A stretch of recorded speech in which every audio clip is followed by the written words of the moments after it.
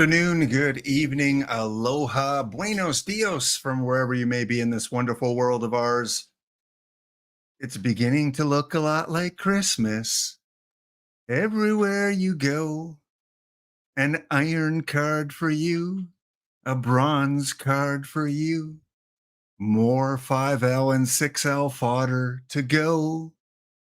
Yes. Oh, it does feel like an early Christmas. Christmas in May. The treasure trove getting closer and closer and closer. It is not snowing here, no, but it is raining pretty good. And sometimes the rain feels like snow when it hits your skin. Welcome everyone in. Laptop Hound here with unusual Friday show, filling in for the one, the only, the voice of OOTP, Dr. Dynastic, who has been off for the last couple days on a little bit of a holiday. He will be back on Monday, and I will be going into NAS base at 5 p.m. Eastern time. So plenty of opportunities to get your drops. Well. Max LP, good to see you. 2 minutes from that pack. Yeah, I know. It's sometimes you don't get that full 90 minutes, or you got to be here right at the start. But hey, who knows? You never know. Someone else may pop on later on in the day. Or if you're one pack short, I've been one pack short many times in my life. If I could count how many times I've been one pack short, it would be a big number, more than I could count. Thank you, Spore, for raiding in. Thank you for the early little bit of a Friday treasure trove here, kind of an impromptu May set. And again, more 5L, 6L cards to kind of consider. We'll go over a few of them a little bit later.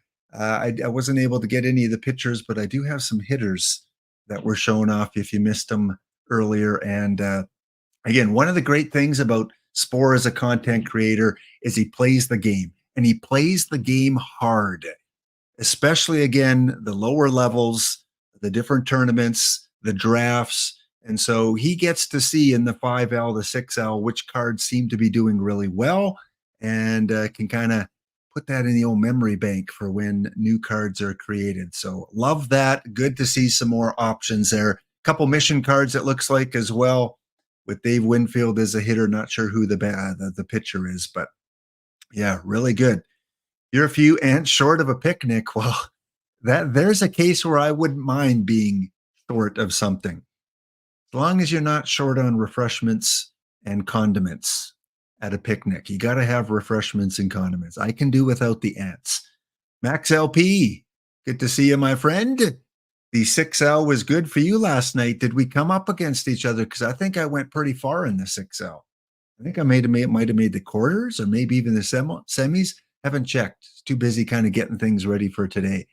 So we got a lot going on today. Again, I want to catch up on some things. So let's get right to it. Again, streaming typically Mondays, Tuesdays, Wednesdays, and Thursdays right here. And again, I'm seeing a lot of new players come in. I'm seeing some new players on the Discord, seeing some new players in my Discord. First and foremost, guys, we get competitive. We get rivalries going. It's fun to beat people. It's hard to lose to people. But in the end, kindness is what matters. Be kind to yourself. Be kind to others. Usually I close the show with that. But, today's kind of a weird day. I don't usually stream Friday, so it's going to be kind of reverse. I'm going to start with that.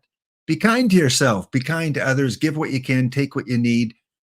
We're heading into the summertime, and with the way that the economy and politics and stress and the workplace and the weather patterns and all those other kind of things, more than ever, we need to be supportive of those in need. Whatever you can do, again, $1 here, a smile there, opening a door, helping with groceries, giving to the food bank, supporting your favorite affiliate on Twitch.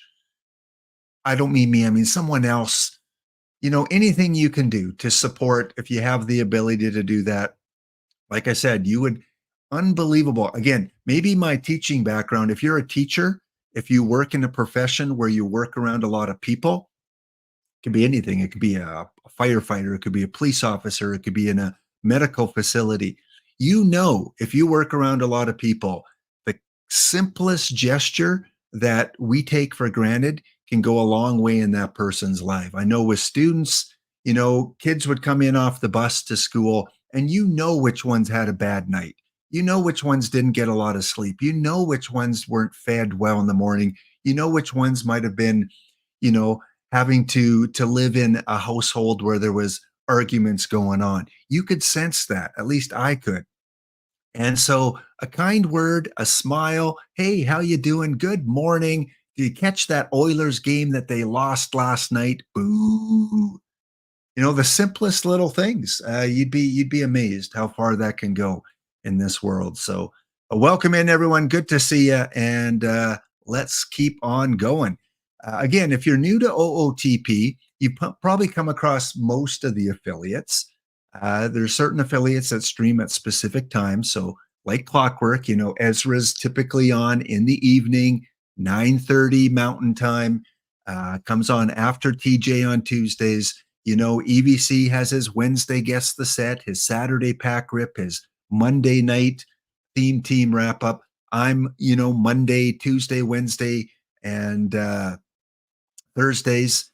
And there are some affiliates that are new to the program. Go give them a follow as well. Again, Minerva was on last night doing some things with Perfect Team. He streamed some other games as well.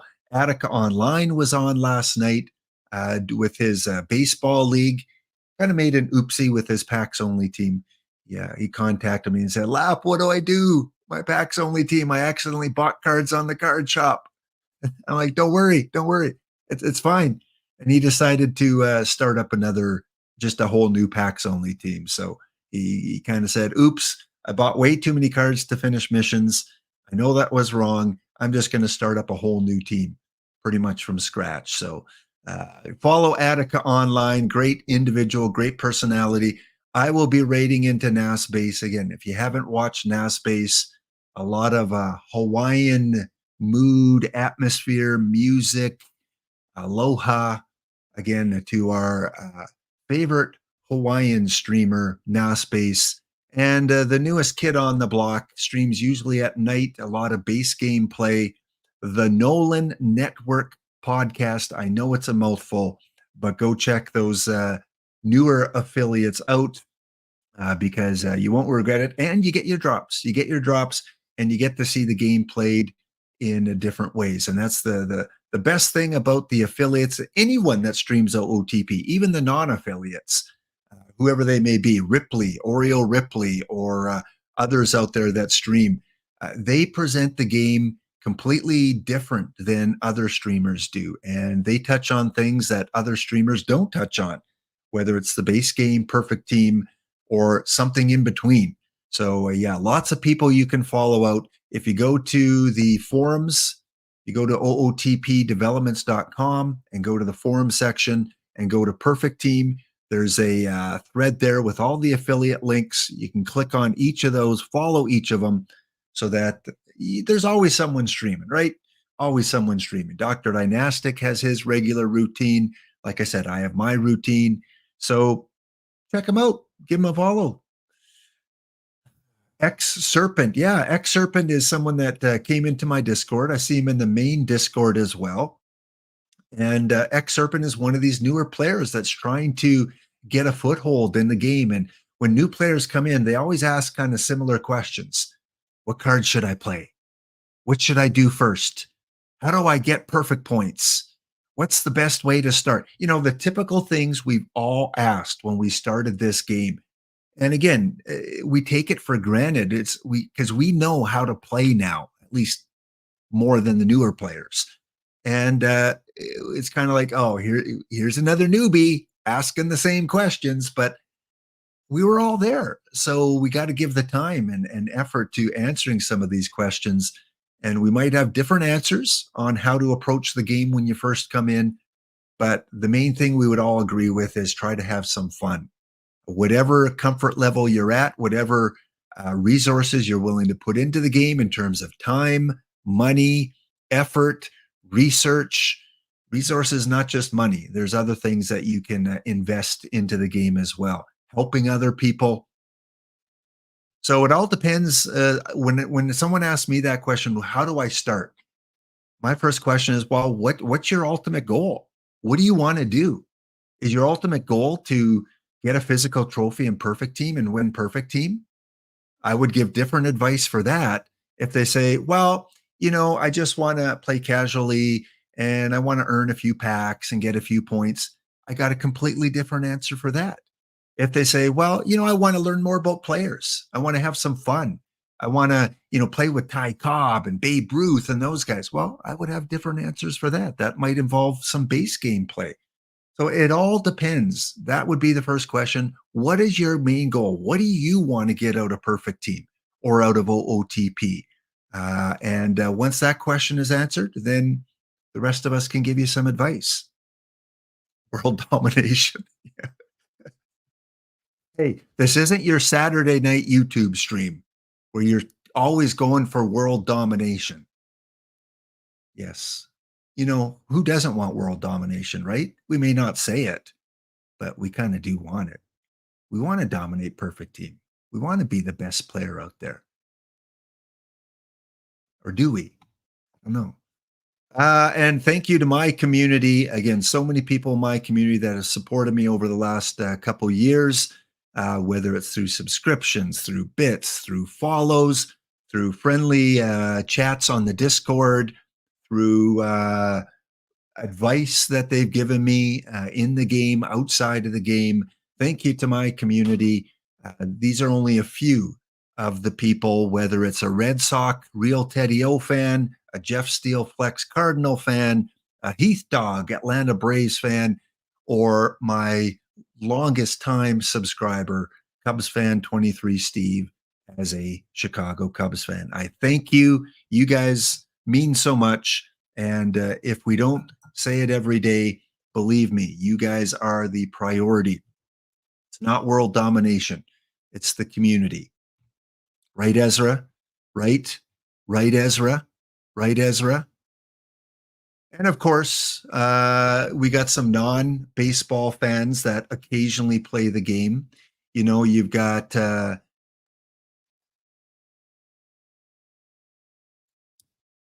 certain individual that, plays a lot of hockey.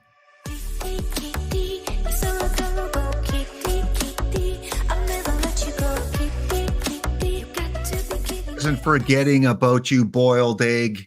One of my big time gifters on the channel. You may have received at some point in time a gift sub from the one, the only boiled egg 1974, who, again, chatting with him. He's been on my stream, been on an FHM stream that we did with Pop Stongoria.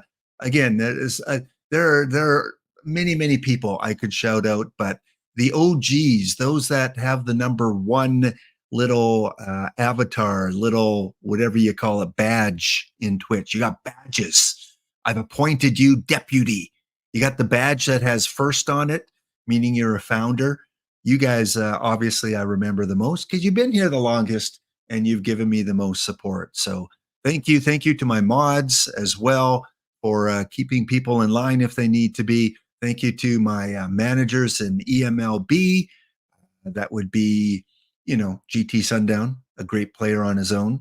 And also to my PBE manager, Punk42AE, for guiding me through that. So it's not just Perfect Team. It's league, it's online leagues, it's a base game, it's the Matrix, it's tournaments. All those kind of things contribute to the community that we are part of. So thank you so much. Budgies. I used to have a budgie. That was, I think, one of my first pets. Who didn't, right?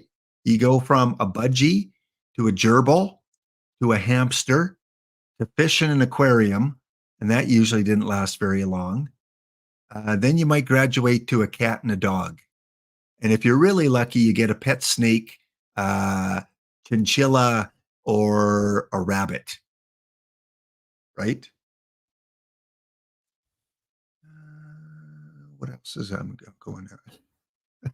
Well, Ezra's all about balance. This is a guy that streams at night. He needs balance in his life. So, he sometimes gives me a no with 228 O's, and then he follows it up with 228 N's. So I really like to see that balance, Ezra. Your yin and your yang are all matched up. It's good to see you're in perfect harmony.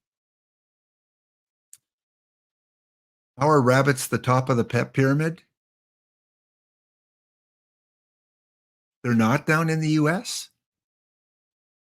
I thought they were. Remember, I'm from a different country, Ezra. We have different values and cultural situations up here. And then we would have the moose at the very top, above the beaver. Yes, the moose is more important than the beaver. It is a strange and frozen land. All right, welcome in everyone. Again, I'm only here till 5 p.m. Couple hours to get you through your Friday. Happy Friday, by the way. Getting through the work week. Someone DM'd me.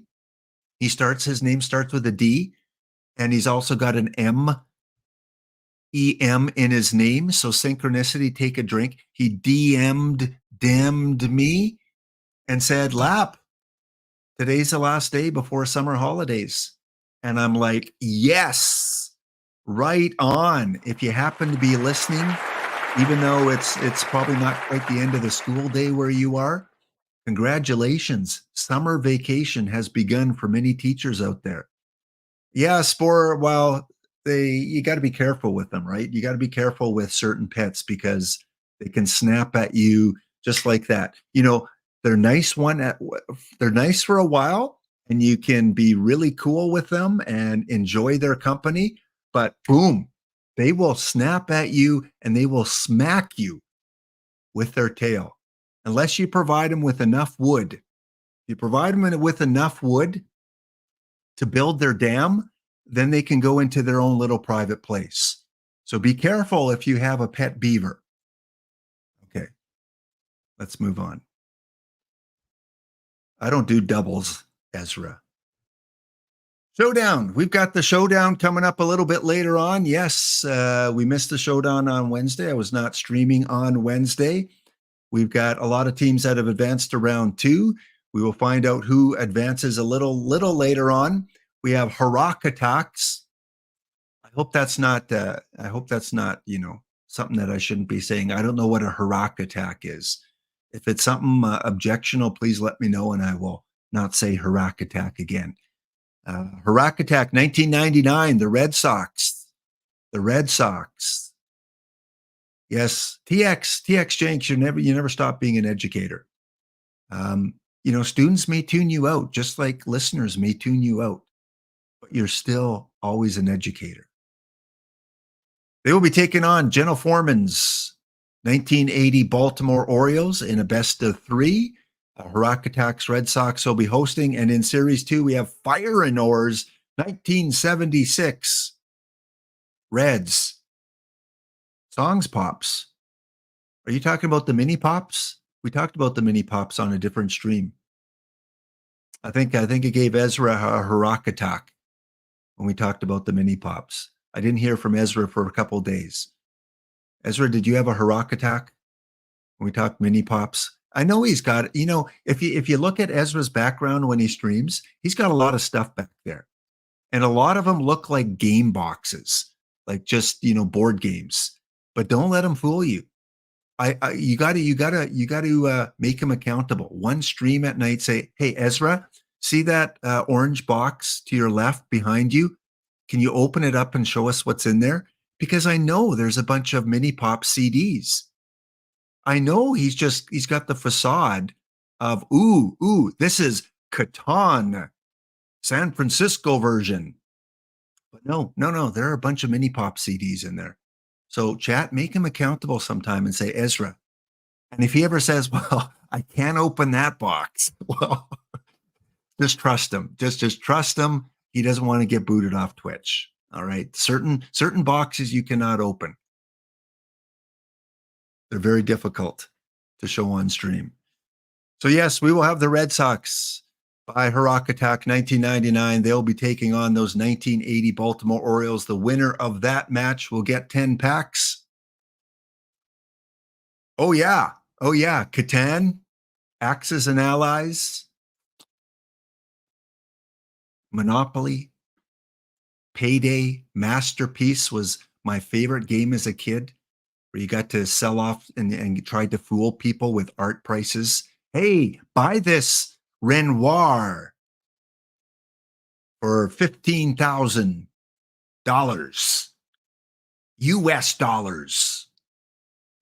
Oh, believe me, I've played a fair share of board games in my time, and I was always the banker because I could never trust my younger brother because he would steal money and he would hide it under the board. Now, if you're in chat and you did that as a kid, please, it's freeing to admit it. It is. You'll feel a little freer today on this Friday. How many of you, when you were bankers, you took that $500 of Monopoly when no one was looking and you slid it under the board? And when you needed it, you kind of snuck it out and put it into your money pile. It's okay. It's okay. We're all friends here. You can admit it. We won't tell your brother or your sister or your family members. Who did that? That's why I always had to be banker, because my brother always did that. Yeah, I want an investigation. Let's check that out. You know, the fact that Sean Saul said never means he probably did. I see my intuition says that was a way of saying, yeah, I admit, Lap, I did that. Just kidding you, Sean. Just kidding. Yeah, don't admit it. You'll catch a ban. Your family will ban you from Monopoly forever. Look at Lap. He's trying to goat you in. He's putting the carrot in front of the rabbit and saying, come on, chat. Come for the carrot. Come on. For the beaver, putting the wood in front of the beaver, saying, come on, beaver. Come on. Come get the wood. In the matchup number 2, hosting will be Fire and Nor. I don't know if Fire and Nor is in the chat. Good. Tootie, welcome, Tootie. We got to give, because we got Tootie is a winner. Yes. Got to give Tootie.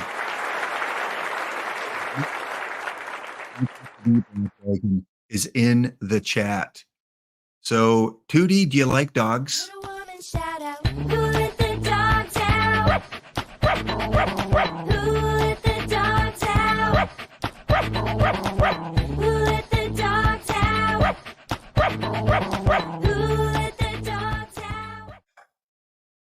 Fire and Nor is here. Good. The representative of the 1976 Reds is here. Tootie, I'm so thankful that you watch your son when he streams, and you can admit it. You know, how many times have you gone to D Block after the stream and looked at him with those mother eyes, with that look that, like, you gave him this look? What was up with that? Why did you say that, son? I raised you better than that.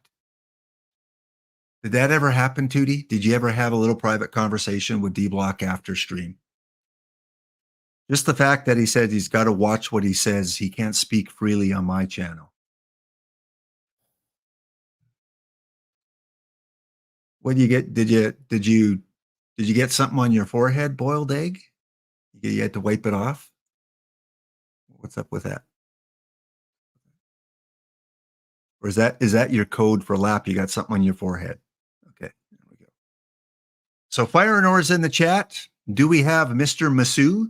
Mr. Masu will be representing the 1962 Giants. Yeah. All right, Tootie. See, do I know my German mothers or do I know my German mothers?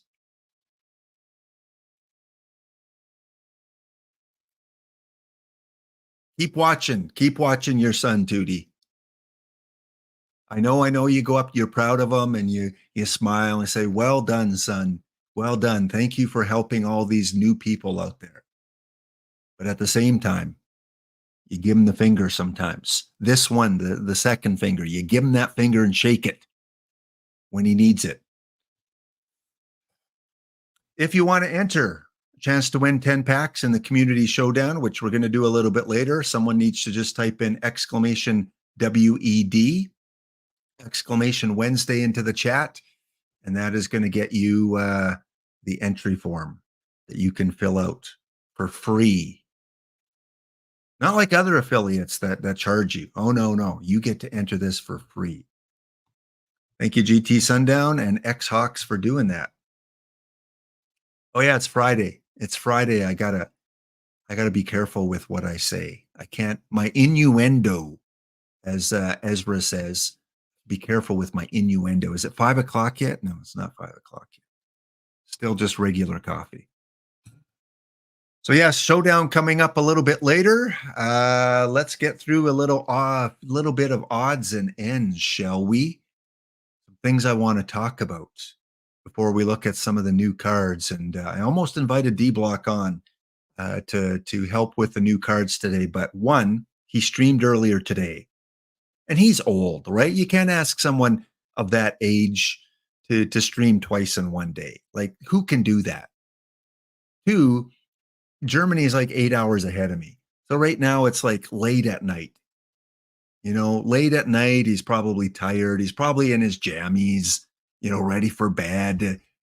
Probably turns in pretty quickly. So I couldn't do that. So we'll have D-Block on another time to more formally go through the cards. It is 5 o'clock in Germany. That's for sure. Okay.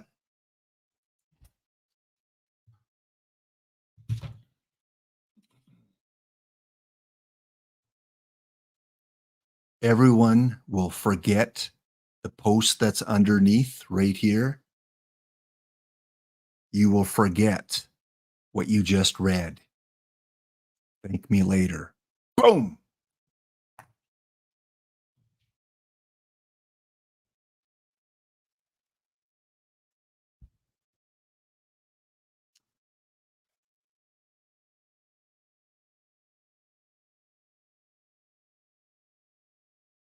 I'm still trying to forget.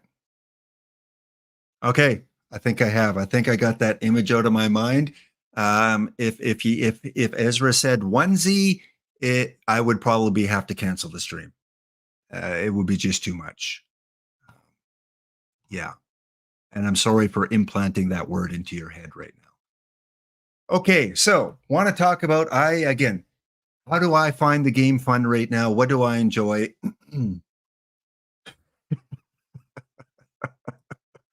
Boiled egg for the win. Winner. Yes.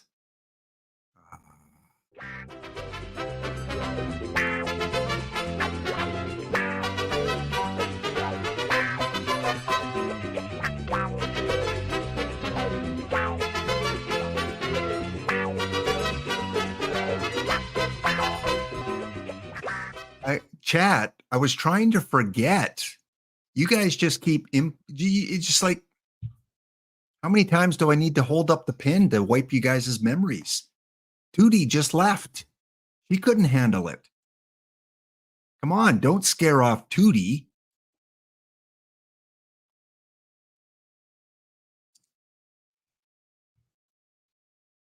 Okay. So where am I finding fun in the game right now? In Quicks, with my bronze team, with the 5L, with the 6L, with the bagels and schmear, with a few of the perfect drafts. That's where I'm getting the most joy right now.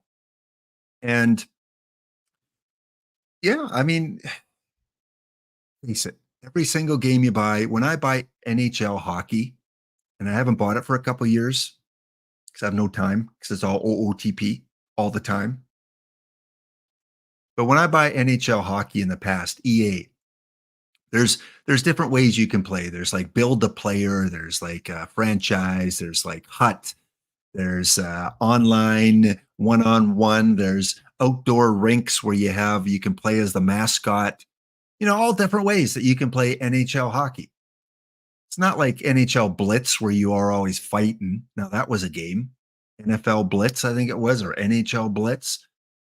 But still in NHL hockey, there's a pay to win kind of program, and that is HUT. And if you want to win and you want to be the best NHL player, you have to buy the packs in NHL to compete. And so for myself, I never play HUT in Madden or NHL because I'm not paying all those points for packs. Sorry. Especially when they get wiped out the next year and it's like a new game comes along. I am finding other ways to have fun in games. And for me in OOTP right now, as a free to play player, I put $50 in at the start, which bought me packs, which allowed me to get a lot of live cards, which I sold off for perfect points, build up a little bit of a bank account. And after that, it's free. I used to support the PT Plus, and if they ever do come out with something like that again, I'll continue with PT Plus because for me that was value. That was worth it. Face it, many games you play, there are pay options. Some small pay options, some larger pay options. Some people pay a lot, some people don't pay anything. And I respect every single person and their capabilities of playing this game. But number one, you have to find a way to have fun. You have to find a way to pump your fist once in a while and celebrate. There are ways in every single game. For me right now, it's quicks. So what I did, and C-Wit, I don't know if C-Wit's in the chat, but C-Wit gave me the idea. C-Wit said, I'm going to take my bronze team and put it in silver quicks and see how it does. And I thought, I'm going to try that too.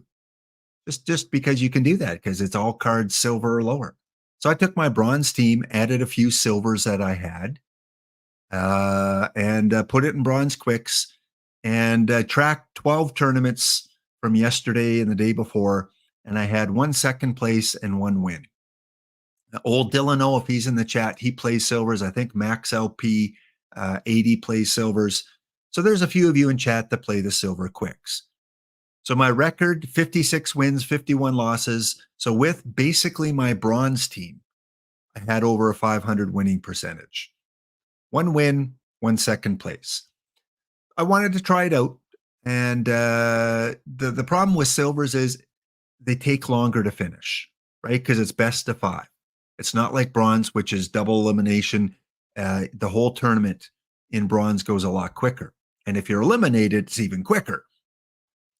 So that's one way I had fun, is just trying to put my bronze team in silver. I ended up winning 4 packs in 12 tournaments. In bronze over the last couple of days, this is what I did.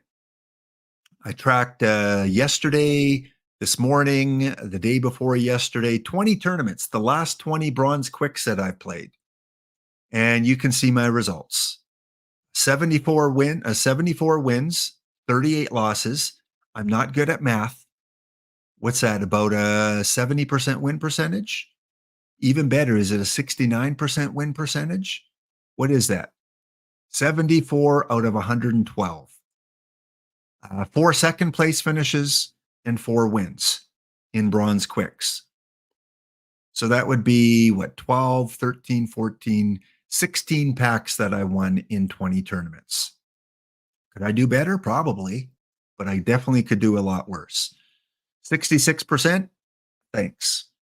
Max, you never faced me in silver? Yeah, I was only in 12, so I might try a few more just to kind of see how the cards play up there.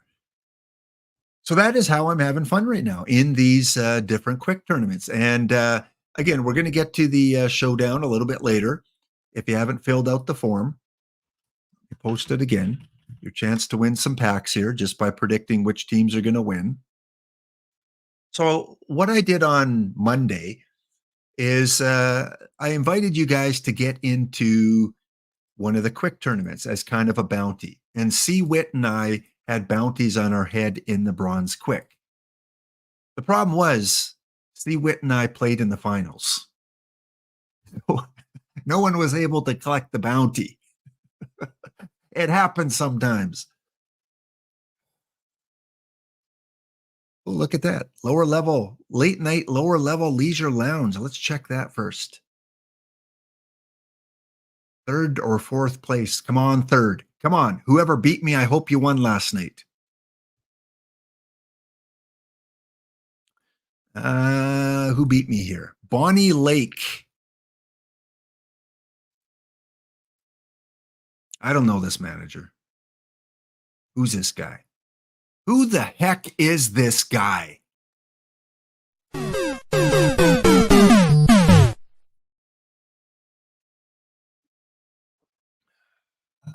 I know Bonnie, I know Max LP 80, but who's this imposter? OOTP, can we ban this player? Report this team. Which one? Which one? Suspected? No, no. Inappropriate logo? No. Team name? No, that's fine. Jerseys? Username? No, no. Yeah, maybe. Maybe. Imposter. What do you think, Max? Max LP 80? Should I report this guy? Are you offended that there's someone imitating you?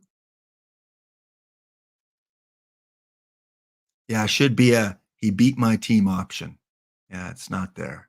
Okay, we'll let it slide this time, Max LP 81. But all of us are watching you now. Congratulations, 4 games to 1. Going to the finals. And now Max LP 81 has hacked into the account on Twitch and is imitating Max LP. Wherever you may be, Max LP 80, we got your back. We're going to record all of this. All of these things that this guy's saying right now, we're going to report them for imitating you. What people will do to win.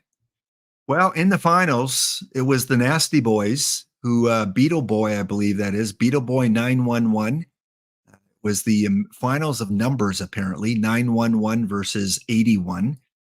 So Beetle Boy beat the Morris County Mets, and Bonnie Lake beat me in the semis. So Bonnie Lake and B-Town go to the finals. I thought,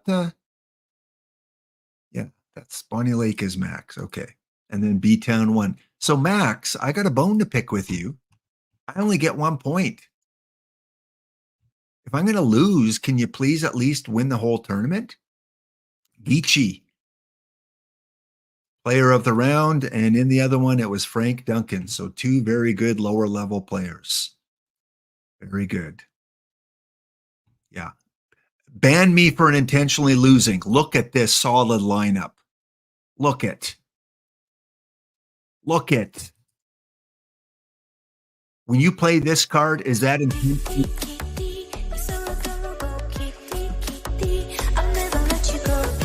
Proof.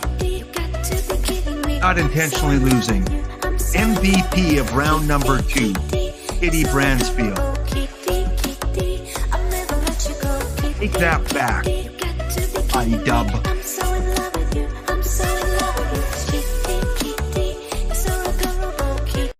If Ezra can announce that he's in jammies, I get to dance to Kitty Kitty. Right, Tootie? Right? Okay, so yeah, Kitty did pretty well. Took me to the semifinals here. Again, knock him all you want, Jake Stahl, Dolph Camilli, but I am always taking the Kitty. And the Hall of Fame on my Discord proves he can play in this tournament. So congratulations, Max LP. Congratulations, Beetle 911 for your fantastic showing in yesterday's 6L. Today's 5L, I was eliminated fairly early, so let's take a quick peek at that one. And then we're going to do a quick bounty. Yeah, not our usual bounty, not a perfect draft bounty. We're going to do a quick bounty, a bronze or a silver quick bounty. I hope you guys have slots open. Another friend of the channel, Dorset Devil Dogs, Mr. Devil Dog, fellow Canadian, took me out just before I got to the quarterfinals. 4 games to 1.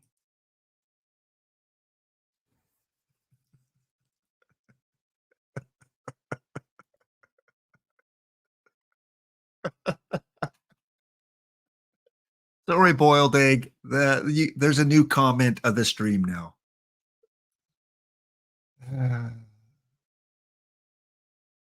Tootie, Tootie, I'm Canadian. That's all you need to know. And it's cold up here. Too much coffee.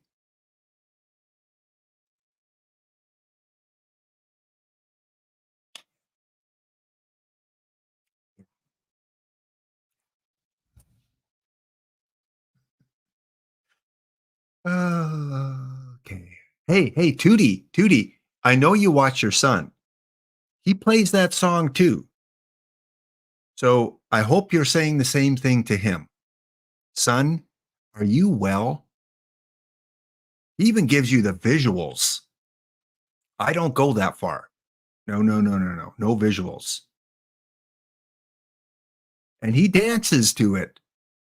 He may not look like he is dancing, but watch carefully, Tootie. Next time he plays that song, he's giving you a little German dance. Where was I? Oh yeah, the 5L. Someone said don't look at it. Jay Shap said don't look at the 5L. Well, too bad. We're looking at it. A-dub. Aw bees. Losing out to the Milwaukee Whitefish Fillets. Well, that sounds fishy. And we got the Devil Dorset dogs that got the bounty ticket today.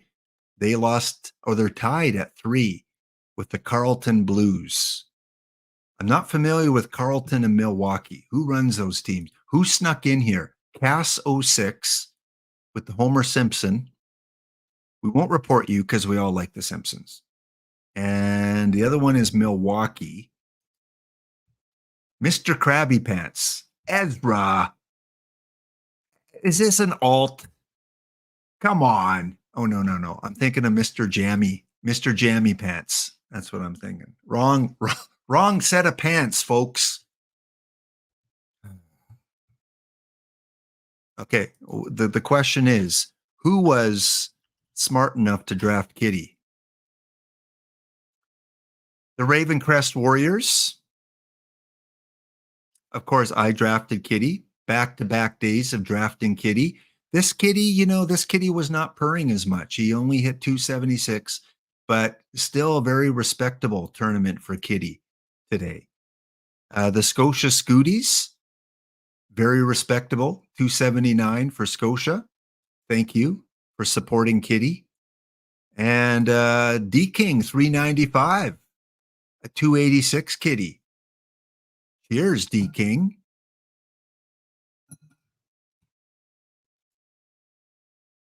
Who else?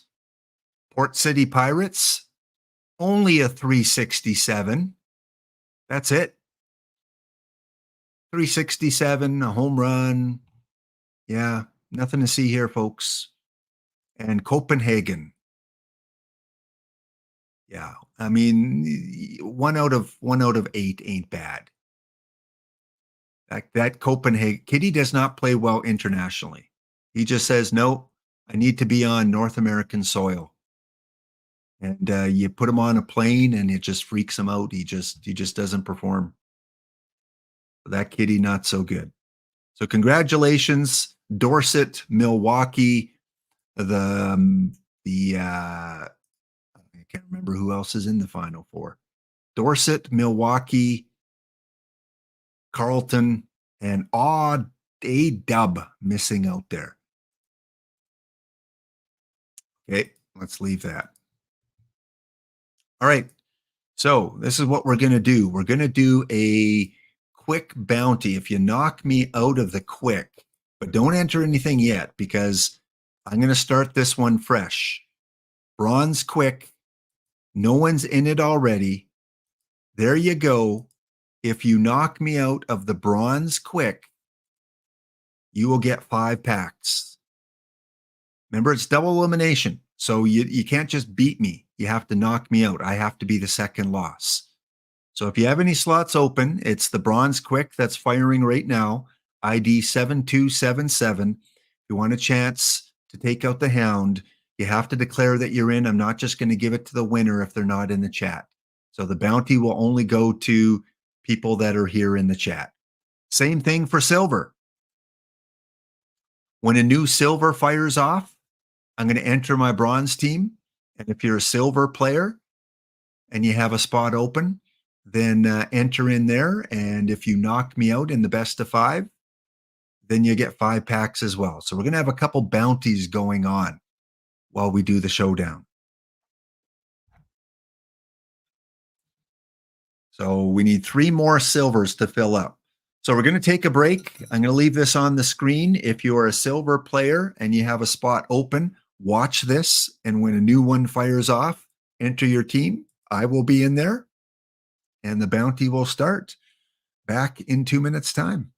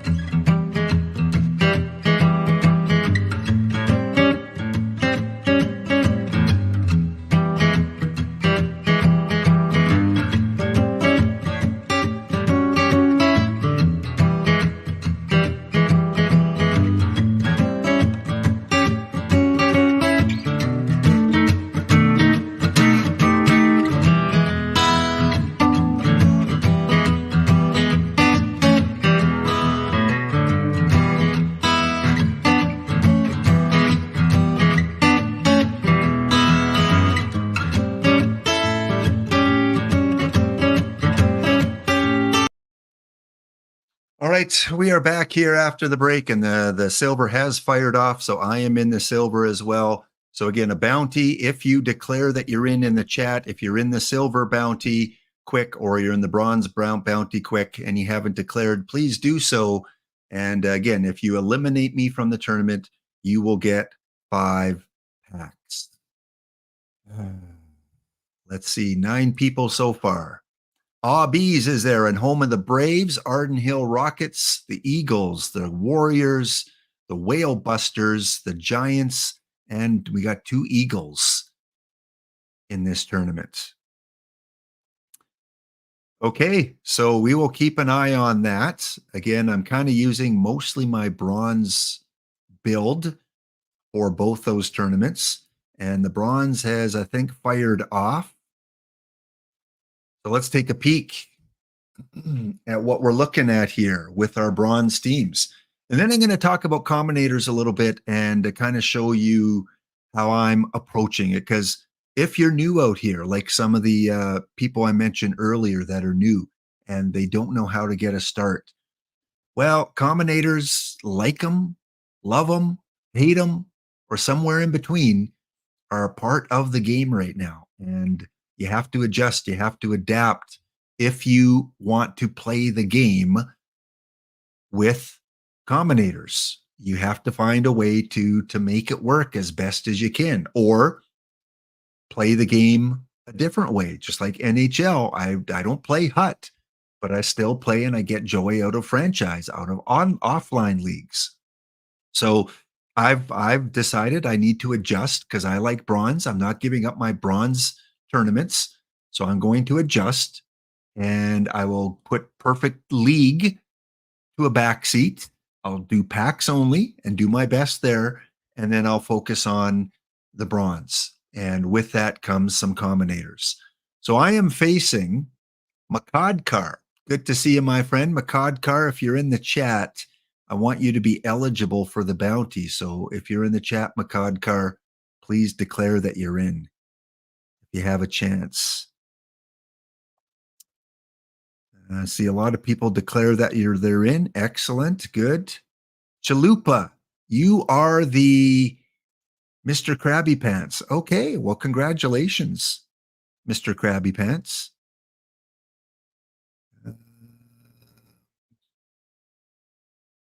Did I see Makadkar here somewhere? Well, they're playing me first game. So there's Makadkar. Yeah. The Wabanaki are in bronze. Okay, good.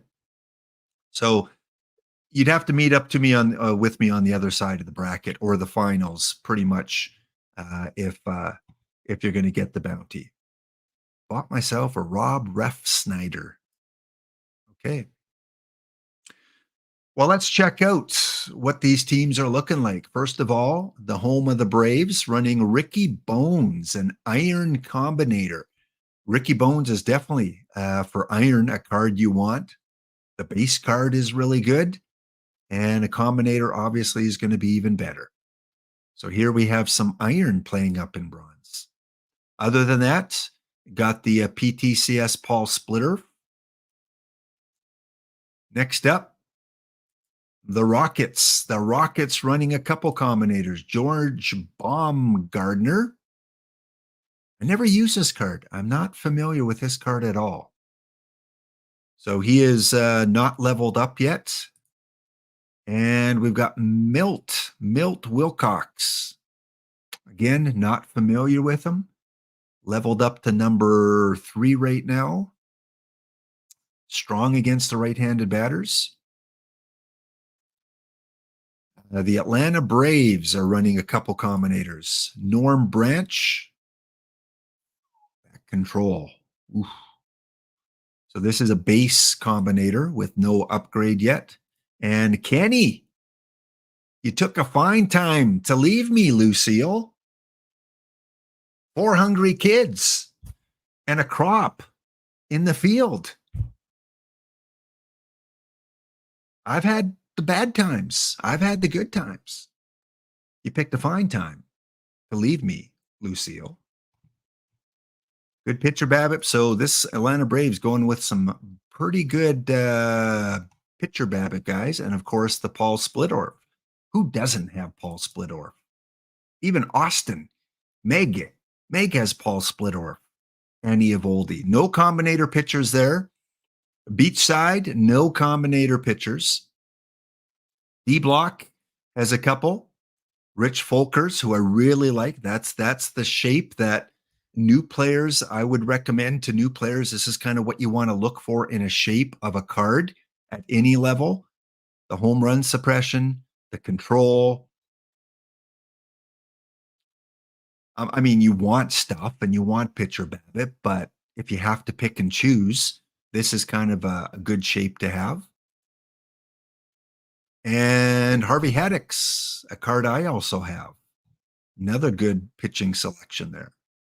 Kitty Poo Poo, which one's your team? Austin, Beachhead, Beachside? This one here? No, that's Firenor. Firenor, you're not Kitty Poo Poo. Meg, is this you? Oh, and the silver is fired off. Okay, let's quickly go through the rest. Evansville Elite, no combinator pitchers. Milwaukee, no combinator pitchers. The Returners, no combinated pitchers. Okay, so here's our biggest combinator team so far. Oops, not Kolb. We got Herboski. Again, giving up a lot on control. We got Westbrook. Very splitty Westbrook. We got Hershiser. Another good option. I like Hershiser. Mark. Jeremy. And John. So a lot of splitty pitchers. No one's leveled up to level 5. Herboski is the highest one at level 3 right now. Next up, we have the Pirates. No Combinator pitchers. The Cheesesteaks. No Combinators. Road Soda. Combinator free. Like caffeine free. Soda. Get your Road Soda. It's Combinator free. I am running 5 pitchers right now. Slim Harris, level 1 Combinator. Also, I've got Diamond Pipkins just as the regular Combinator. He's too hard to level up, too expensive. I got to wait until more NEL cards come out. So he's just sitting at the usual. I've also got this guy at level 4, Nick Strinjevic. Really like this pitcher, especially once he's combinated. Here's what he starts off normal. Some of you use him as a normal pitcher when he gets combinated. I'd really like a little more stuff, but it's better than 39. Going from 39 to 46, he's been doing fairly good for me. Nathan Eovaldi, I think I got a steal on the card shop. Again, I've mentioned this before, about 21,000 perfect points. He is boosted up to level 4. Again, free-to-play player. And last one is Max Scherzer. He's my only level 5 pitcher. Took a chance on him because his base card is this. A lot of yellow, some orange, but lots of stuff. And boosted up, he gets into the green for home run suppression and control, which are the 2 I wanted him in green in. And he's still got that stuff and more. So I'm running basically as a closer. I got him for minimum 10,001. So when you can get a guy like this for 10,001 with lots of teammates, he was easy to boost. That's why I got him to level 5 already. Not that very difficult at all. So yeah, he's been a good closer for me. He pitches in silver easily. Extra carbonation, no combination. I like that Road Soda. The Utah Hive, who I come up across a bit. Late Moon, I've been coming across this team quite a bit. I don't know if it's been in silver or bronze, but Combinator free. This honey is unpasteurized, folks.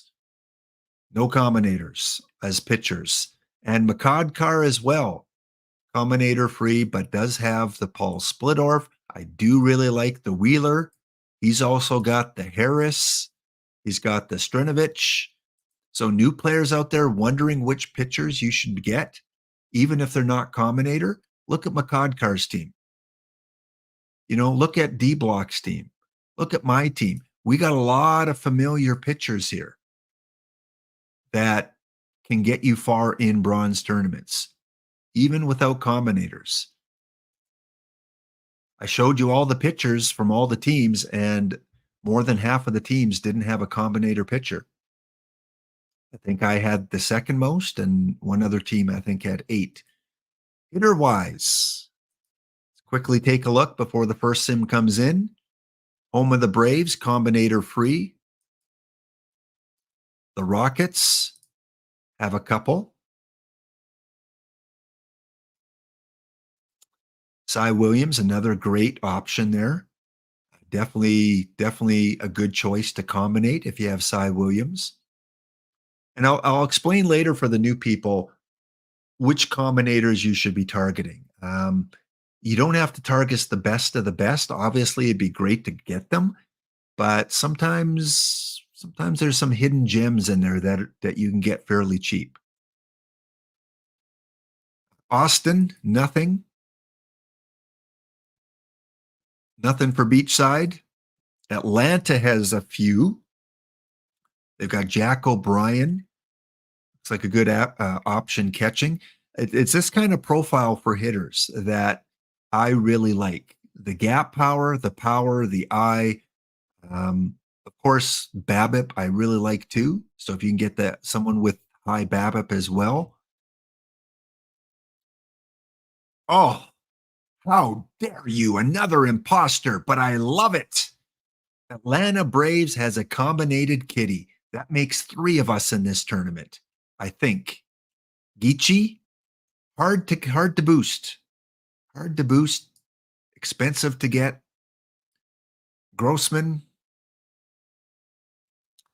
and Pete Hodling. Again, a card I'm not familiar with. I don't see this a lot in the 5-hour 6L, but he's boosted up to level 2 and getting a lot more green and blue in that card. So there's the Braves, a D block. We have the hat trick kitty. For the 3rd team out of 16 teams, 3 of the teams have a combinated kitty. And again, this is the normal kitty, and you see how well he does in the 5L and 6L. And here's what he looks like fully boosted. Yes, the eye will scare some people off, but he's still gonna do really well. If you can boost him. He's hard to boost too. He was fairly easy for me to get to level 2 and 3. And then the resources, he doesn't have a lot of teammates from back in 1908 yet in the game. So if you do get a kitty combinator, you might have to wait until we get some more dead ball cards. So D-Block so far, he's got a lot of combinator hitters here, all level 1, level 0, or I guess base. Charlie O'Brien, a great catcher. You know, if you don't want a combinator, go get this guy. Put him on your team. I think Raridin, Duke Sim, Charlie O'Brien, some like Mitch Garver. So there's 4 catchers for you new people that want to get involved in bronze. All right, first sim is in.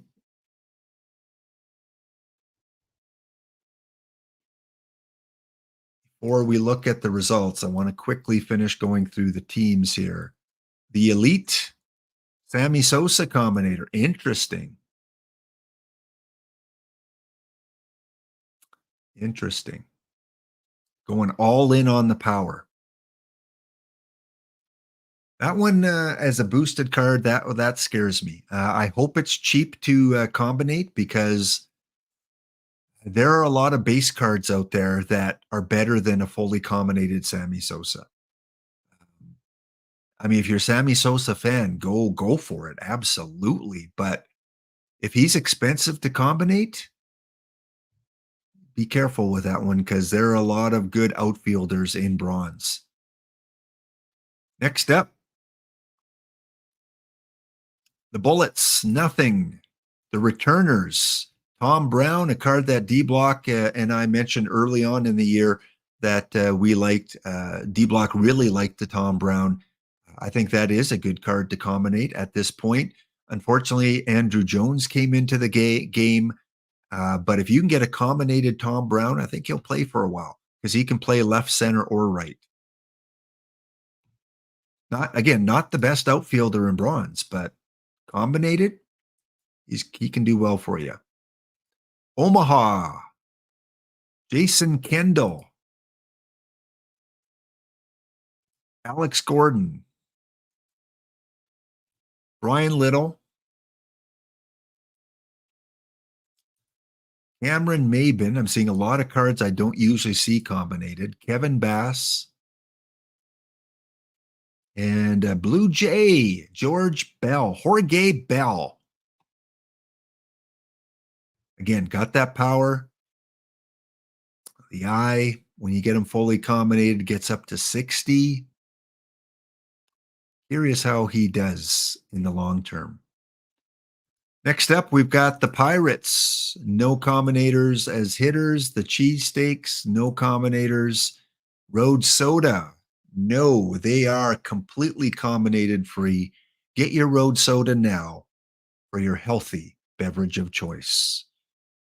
Utah, have none. Makadkar has none. Makadkar is combinator free. And the Rocky Mountain Gladiators, I've got 2, 4, 5. I've got a Rob Deere that's at level 2. Here's what I'm talking about with that Sammy Sosa. Like Sammy Sosa was weak in contact, BABIP, avoid K, and I think. So Rob Deere kind of overall, when you get him fully combinated, is going to outplay Sammy Sosa on paper anyway. That's what he looks like fully combinated. Rob Deere is a good one. If you're just starting bronze, get yourself a Rob Deere, throw him in your outfield. We've also got, of course, Kitty, level 4. I don't think I'm going to get him up to level 5 for a long, long time. I'm not even trying to get him to level 5 because I think the difference is negligible. So we got Kitty. We got Mike Andrews, level 4 second baseman. He's probably my biggest regret getting because he's a decent second baseman, but better second basemen are coming already, like Mr. Cano. We've got Rico, as D-Block says, Rico Petrocelli. Here's what he looks like. He's my only hitter that's boosted all the way up. And I like him. He does well for me. Again, focusing on the gap power I. If the game ever switches to focusing on BABIP, I'm in trouble. But that's the chances you take. And finally, Gary Sheffield. I picked up for minimum and definitely against the lefties. This is just with one boost. So grab yourself, if you can, a Gary Sheffield. I don't think I got him for minimum. I think I got him for 13,000. Still fairly cheap for a good combinator. When he's fully boosted, you're still probably only going to want to play him against the lefties, but look at this. You're talking Jake Stahl territory. You know, maybe even closing in on Adam Dunn territory. Although Dunn still is a monster. So that's what I'm running. All right, first sim is in. Kitty is one of the missions today. Oh, really, Road Soda? It's part of the missions?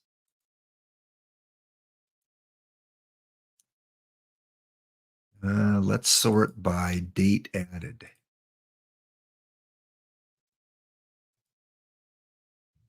Which one? Which one is Kitty in? Mr. May? No, that's the complete. Names Hill, oh, Field. 7 out of 10. 1, 2, 3, 4, 5, 6, 7, 8, 9, 10. So yeah. Most people are going to want him rather than one of the gold cards.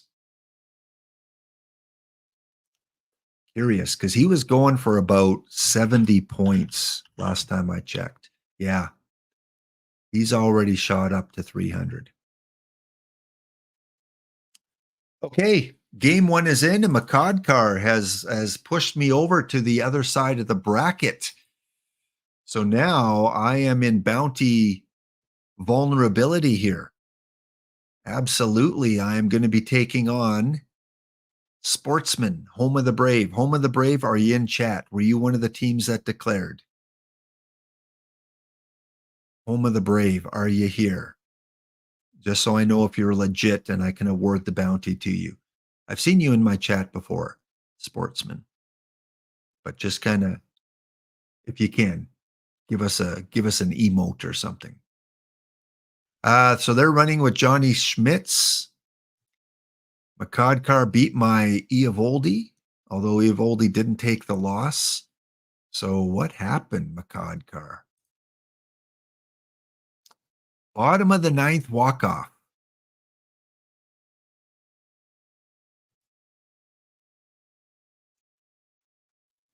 Adam Dunn grounds out. Presley strikes out. So with 2 out, Jake Stahl doubles. DeYoung singles him to third, and then Bill Raridin, a catcher we talked about earlier, is the hero for Makadkar. Okay, Sportsman's here. That's all I need to know. So if you beat me in this game, then you'll collect the bounty. So other winners in the first game, moving on.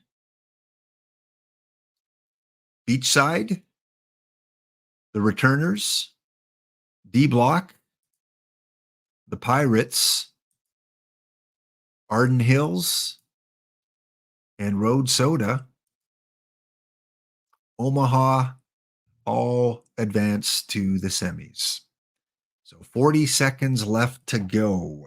All right, we'll check in on game number 2.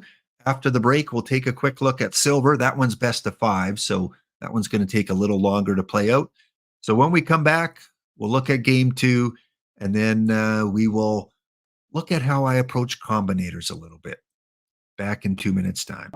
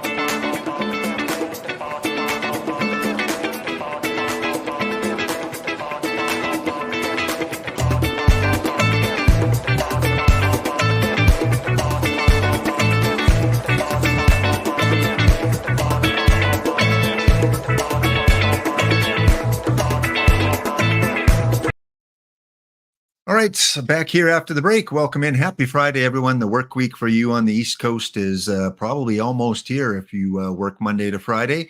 Enjoy your evening. Enjoy your weekend. Game 2 is in, and Home of the Brave has gone home. I was able to defeat Home of the Brave by a score of 8-1. So got a little bit of revenge after my game 1 loss. Paul Splitter, 6 2/3 inning. If you can, and you're new and you want to play bronze, you have to have this guy. Even though you can't combinate him, at this point in the game, you have to have this guy. If you want to try and play some bronze, go to the card shop. Now, 1,000 points is still quite a bit.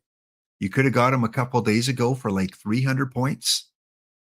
But if you put a buy order in for like 500, 600, you'll probably get him within 24 hours.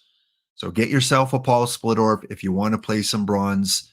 You won't regret it. He is, if not the best pitcher, one of the best starting pitchers in bronze, even without combination. What else do you want? How do you save a tournament file? I'll let the experts answer that one. So if you're packs only, you cannot play bronze. Well, you can, but unfortunately you can't. Yeah, you can't buy Paul Splittorff unless you won one. If you win one of those cards, you can use it, but you can't go and buy it. Yes, sorry, packs only team. You can still put a team together, but yeah, certain cards are going to be off limits. Next up, what do we got? Look who went 4 for 5, folks. In the game, 4 hits, 2 runs, 2 doubles, 1 RBI. I think there's a reason 3 of us have a Combinator kitty. You can probably still get him pretty cheap on the card shop. Combinator card shop. What's Kitty going for? Kitty. None are listed right now. 18,000 is the last 10. I bet you can get him for like 13,000. Not a must have though, but for 13,000, I think he's going to improve your team. Adam Dunn 2 for 4, Sheffield 2 for 4, and for home of the Braves, yeah, only 3 hits. Renicky, Branyan, and Hansen. So a non-combinated pitcher holds down the fort. And Mr. Schmitz, who's also non-combinated, comes in to finish it off there. So that means the next person in line for a bounty will be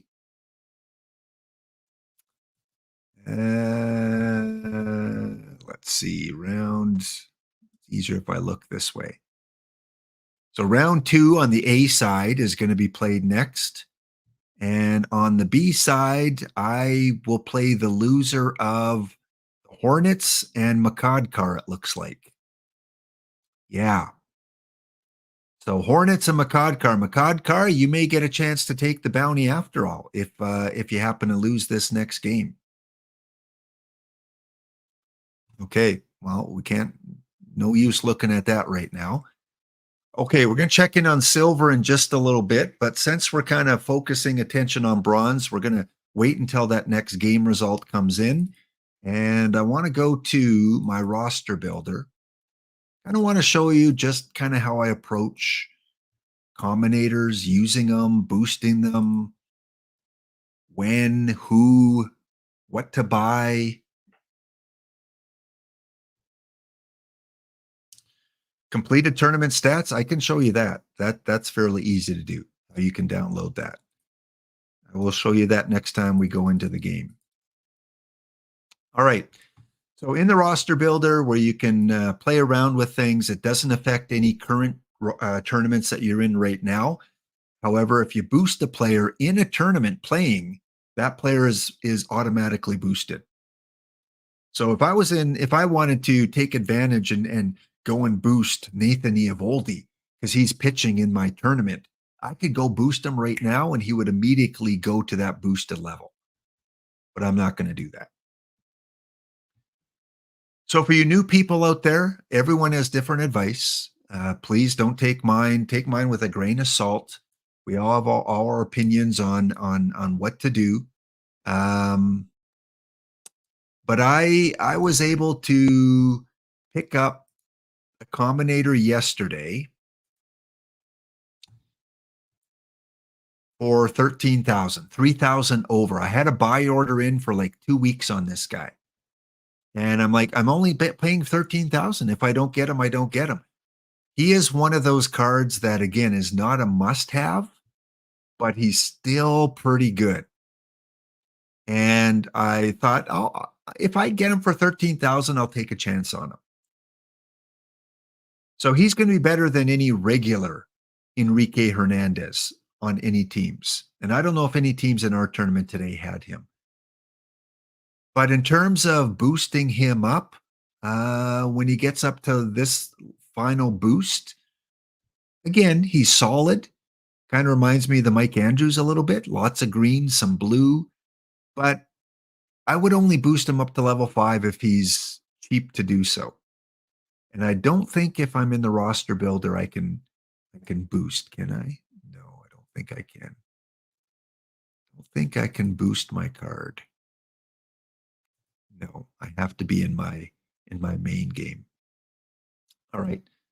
So I've got some of these that I pulled in packs. I pulled this one in a pack that I'm not going to use. Another tip from Lap here. My opinion, if you pull a combinator, don't just automatically throw him in your lineup. I'm not going to put this guy in just because he's a combinator, because there's better regular pitchers out there that I would rather use than this guy. I would rather use a Johnny Schmitz. I would rather use a Diamond Pipkins. I would rather use a Nick Strenovenich. I would rather use a Zach Wheeler. than I would this guy here. Yes, you get the chem boost, but I don't really care about that. Maybe it makes a big difference, but I don't care about the chem boost. So just because you have a combinator doesn't mean you have to play them. So don't just go out and buy random combinators. You want to get combinators that are going to help your team in the long run as best as you can. Yes. If you're already using that regular card, absolutely, yes. Then yeah, then if you pull the combinated version, you throw them in. Cubs fan Steve, completely agree. So if I want to combinate, because there's always, oh, it's expensive and oh, it's going to cost me so much. Well, in some cases it is. Like my Diamond Pipkins, there's not a lot of teammates for him. And the George Carr that gives me 370 points, he's a Diamond NEL. He's expensive. I'm not going to spend all that to get 10 George Carrs. So he's going to sit. He's going to sit until I get more teammates of his or compatible cards. So you got to be patient. He's a good pitcher, but I'm not spending the bankroll on him. Enrique. This is one I just got.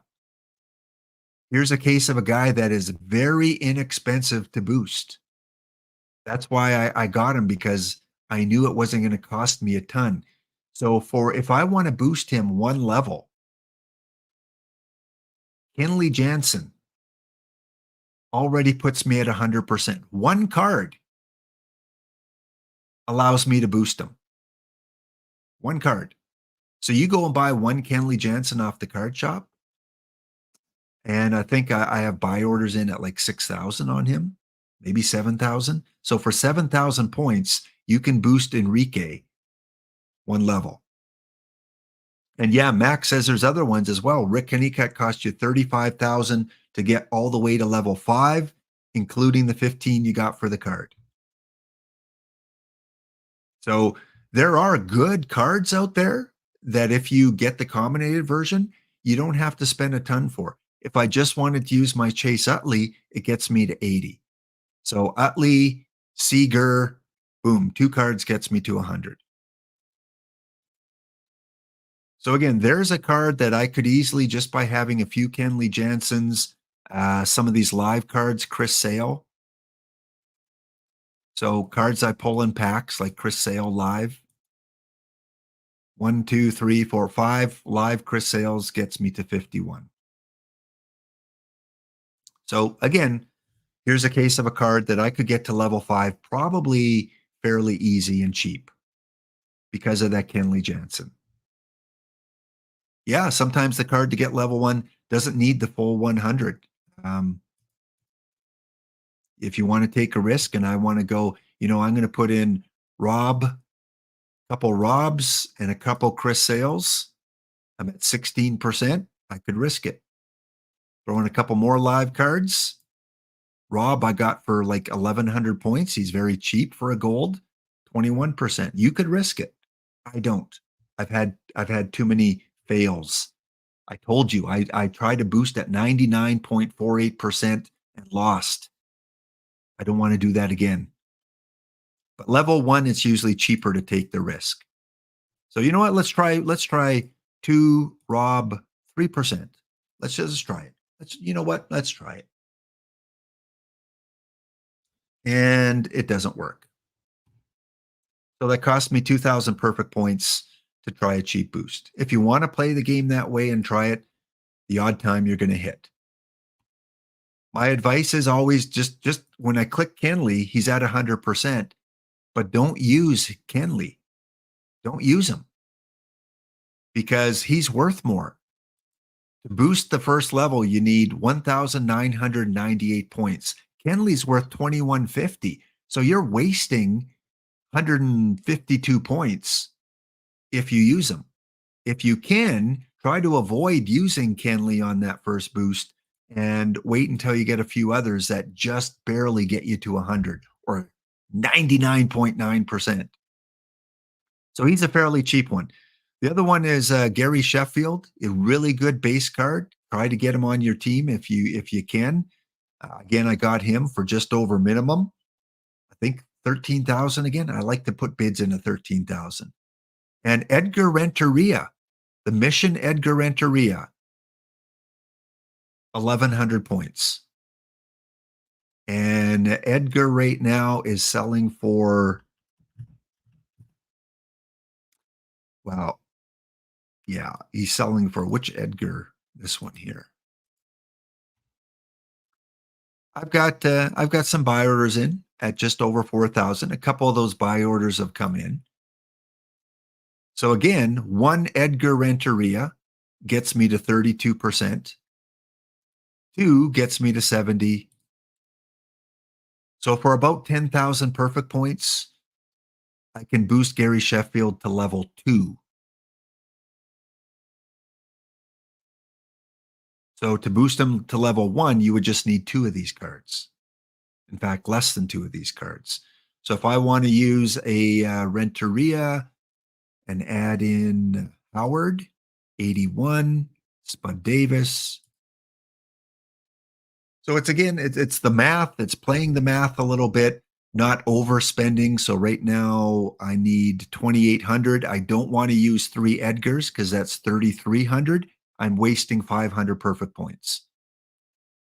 So go through your other duplicates, keep adding some of the ones you don't mind losing until you get close.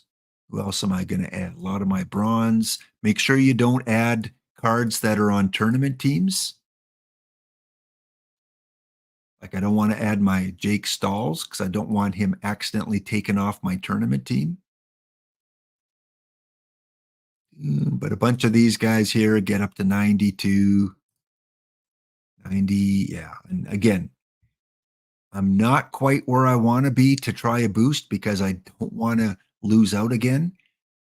Soriano. Yeah, these guys aren't adding a ton. So I need another Tony. Can I get another Tony?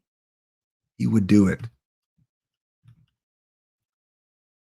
Tony. 250 points. Yes, I'm willing to spend that on an iron. Let's add another one. 278. Another one. Okay, he's pretty cheap for an iron. Now it's 1,200. That's way too much. So I go back. I spent about 750 points, and D-Block is tracking all his by the numbers, so he'll give you a much more accurate cost evaluation. And now I'm going to use 1 Edgar, 2 Edgars, all my Tonys.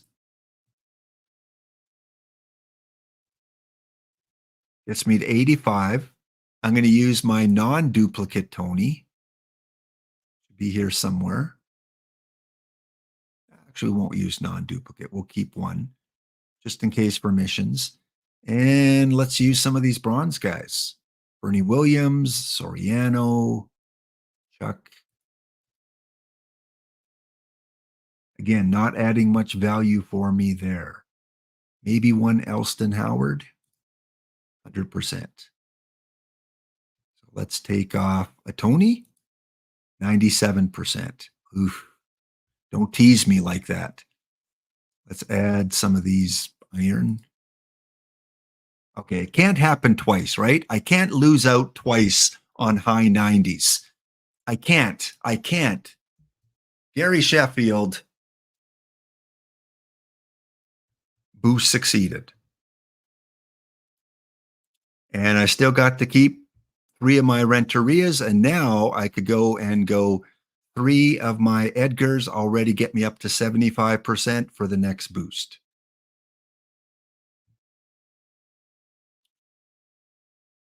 So again, that's just how I approach it. There are certain cards out there that are a lot more inexpensive. A guy like Nathan Eovaldi, now that I'm on level 4, I'm at 7%. He's expensive. The other thing that you want to consider as a new player, very, very, very important. If you have a few combinators, there's some cards that are common amongst all combinators. Look at Kenley Jansen. Kenley Jansen is worth 600 points for a Nathan Eovaldi. But Kenley for Enrique is worth $21.50. To me, it's a waste to use Kenley on Nathan, because I'm getting 3 more times value using it for someone else. Another example of that is Spud Davis. Spud Davis for Nick Stretovanich is worth 800 points. Spud Davis for, who was the other player? For Sheffield, 50 points. So always compare your combinators and the combinator cards to use, because you don't want to use Spud Davis on Gary Sheffield when you could get 800 points to use him on someone else. So it does take a little time, a little bit of research of gauging. Elston Howard, 600 points for Mike Andrews. Who else had Elston Howard? Sheffield? Yeah, 250 points for Sheffield. So again, it does take a little bit of patience. It does take a little bit of research, but you want to go and try and get some cards that aren't maybe the best, but that next tier down, and invest a little bit of time and a little bit of perfect points into it. Okay, let's go back one more time. We're going to check in on the 2 bounties. Let's go to silver this time. Just going to bronze because I'm still kicking in bronze as the sim's about to come in. Playing the bees. All right. Sim is in. All right. Will it go? I think that's Fire&Nor's team. He's also playing in the Community Showdown later. And Fire&Nor. Oh, Fire&Nor Beachside loses out. Fire&Nor Beachside Blue Hornets by a score of 13-6.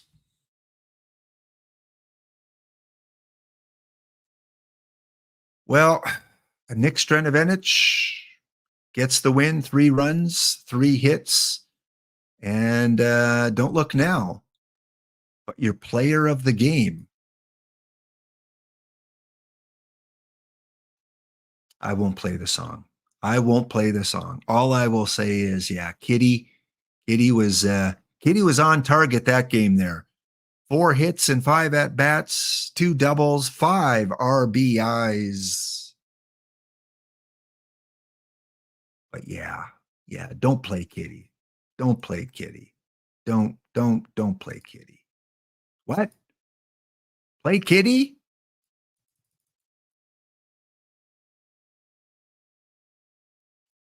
One, to play Kitty, 2, not to play Kitty. As we go out to the break. 1, to play it, 2, not to play it. You only get to vote once, Ezra. As we go out to the break, we'll come back and look on silver, and then we will get to the showdown. So stay tuned. We are coming back in 2 minutes. Win. Go Jeff, go Kitty Poo Poo, go Pop Stongoria. On rock. Imposter, Ezra, imposter.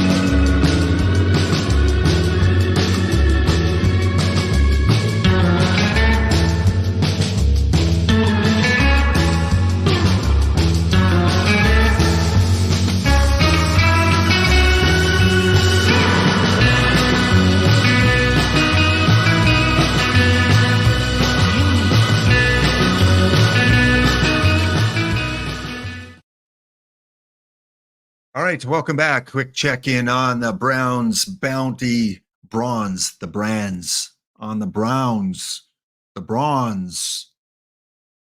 Yes, Tootie, if you're still listening, it's okay. It's okay.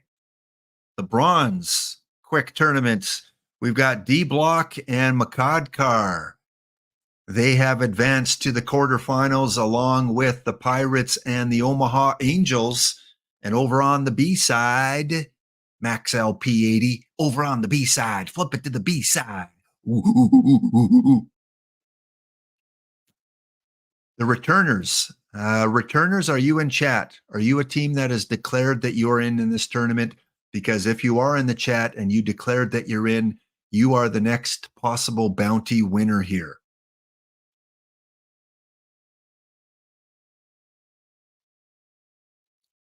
Is this you, iDub? Yep. Is this you? The Returners? Is that like The Outsiders, a sequel to The Outsiders? A book we all had to read in high school? Read in high school? That's it for Tootie? Tootie, come back. Come on, please come back. Please. Tootie, you're great. Tootie, you're awesome. And all the best to you this weekend and to your husband. Hope it's an enjoyable weekend there in Germany. All right, so the returners are here. I think this is iDub. I think that was iDub. I think. Isn't like Gorilla Impression. That was a DJ on the flip side. Oh, no, it's not you? Okay. Does Tootie like beer? That's what chat wants to know. D-Block. Does Tootie like beer? Is she a beer drinker? Or does she like schnapps? All right. Mice, my mice, you asked, how do you get the tournament data? Well, when the tournament is over, you go to your stats here on the side, click sortable stats. You can set up your filters however you want. So for the 5L and 6L, I have kind of customized filters for what I want to show. And if you just want all the stats, then don't have any filters. Just bring everything in. Just go to default, clear filter, or all players. If you just want all the stats, so 296 players are in this tournament. You can pick the different categories if you want, and then go to report. Two ways you can do it. You can write it directly to a CSV file, which then you can bring into Excel, or you can just go open report, click open browser. Once it's in a browser, copy it, paste it into your spreadsheet of choice, and there you go. So depending on the spreadsheet tool that you're using, you can report it or go to a CSV, or you can copy and paste it once you open it in the browser. I think that's what you were asking, I think. Okay, well, I don't know if this team declared that they're in the chat, so we may not have a bounty prize if they win. But we will see, because I'm not familiar with this manager. So they might have snuck in just randomly into the tournament. We will find out soon if they are knocked out. And then I play the loser of Makadkar and D-Block. Oh, please let me win this game. Please. Bring it, Makadkar. Revenge. Or D-Block. Bring it. Silver. Let's check out the silver bounty. 5-minute warning. If you want to get in and enter the showdown contest at the bottom of the hour, we are getting to it, because at about 5:15, we're going to raid into NASpace in about 45 minutes or so. So 2-2. Redding, are you in the chat? Brotato Chip. Never seen you before. Brotato Chip, are you here? Brotato Chip. Again, team I'm not familiar with, but we're going to game 5 right now. Let's find out who else is in here. Bees sweep the Giants. The Greyhounds sweep the Eagles. The other Eagle team are tied with Reno, and then I'm tied with Reading. On the other side, GT Sundown, who said he's just going to throw in a team. He doesn't really focus on silver, I guess, and just threw in a team. And he beat his opponent in round 1, 3-1. Ravencrest also won 3-1. The Burn Mountain Dogs won 3-1. D Graybill. And another one going to game 5. So we might have a bounty claim here if this manager declared that they're in. I'm going to have to go through the chat logs earlier and see if they did declare that you're in. Which name do you like, music lessons? The Reading Renegades or the Arden Hill Rockets? All right. Well, we still got some time. I'm very curious though how many teams have combinators. I do, because I got some of my bronze. I do not have any silver combinators. Just my bronze guys. Bees. Nothing. No combinators. Braves have Ricky Bones again, so they're using a iron. They got a lot of iron players here. They're using kind of a mix of iron, bronze, and silver. Interesting. I haven't seen that too much, where you see kind of a third split between all 3 levels. Arden, no combinators. They're using Adam Dunn as the bronze. Berkeley as Ripper Collins, Eric Minair, Morgan. No bronze cards on this team. Silver or nothing for Berkeley.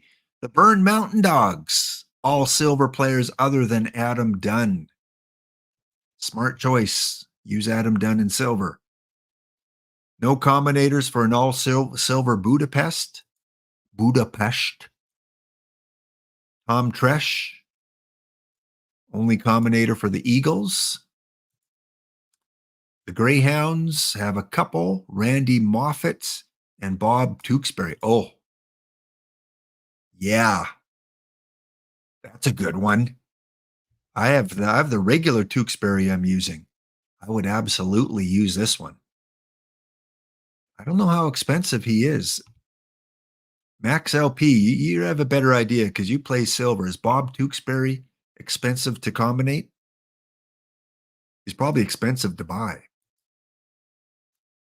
Let's see what he's costing. I bet you he costs $50,000. Bob.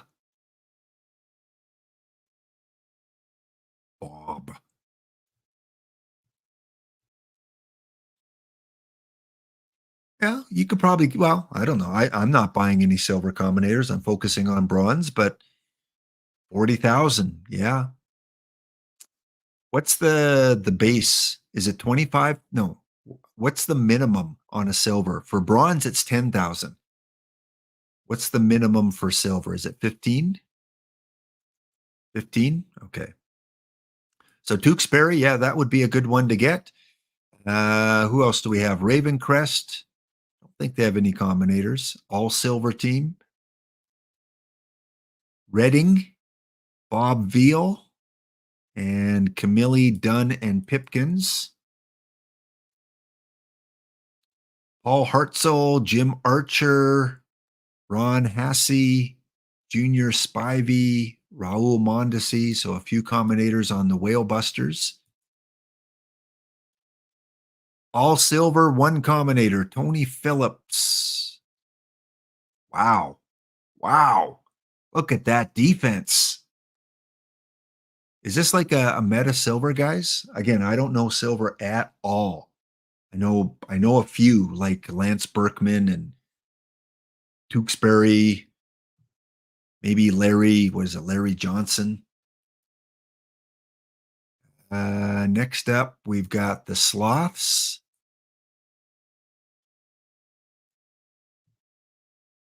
He doesn't have enough contact. Giants, Garcia, Cannonball, Jackman. He must be hard to combinate. The The Giants have the most combinators by far, and it looks like they got some good ones. Again, I don't know what's good, but Frank Duncan's good, right? He's one of the best silver players. Dick Dietz, are you in the chat, Dick, today? Dick, calling Dick. Calling Dick. Are you here? Come on, are you lurking? Dickie D. Combinated up to level 4. Now that is a shape. That is someone that should rock it, but he's 0 for 9 with 4 strikeouts. Don't think, a combinator in a small sample size isn't going to always destroy competition. This card should destroy, but he's 0 for 9 with 4 strikeouts. Maybe he's played against righties. I don't know. But this card, I can't believe he's 0 for 9. Wow. Larry Jackson, that's the one I was thinking of. This is a good silver pitcher. And he's combinated. But you know what, Max? Yeah, you're facing a team with 25, but are they the meta 25? Like this one is a lot of meta players. Again, don't be scared off. I've got 8 combinators, and I win my fair share of tournaments with teams with 15, 16, 17 combinators. So it's not having the most, although the chemistry helps. Absolutely, the chemistry can help. But it's having the best. I'd rather have 8 really good combinators than just 26 random ones. All right, we got 40 seconds to go. We're going to stick it out and see if I am eliminated in the bounty. If I do happen to win, I'll take on Reno, James B, and the Eagles. I know Famarte was in the chat. So I don't know if Reno is here. Reno, if you're here, let us know. So I hope I can win and go against Famarte because I know that they were in the chat and declared. Ironically, his only non-combination is Tewksbury. Well, that's the thing. If you can't get non-combinated cards, get the good ones. Like Adam Dunn, Jake Stahl, Tewksbury, Larry Jackson. I did well in the Laptop Hound Daily Lower Level Leisure Lounge. 2 silver packs, which means I must have finished, 8th to 16th? All right, Sims should come in.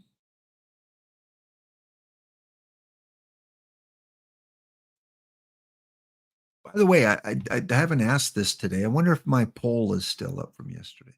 Is there anyone in chat right now that is just started playing Perfect Team in May, sometime in May, so the last 2 weeks?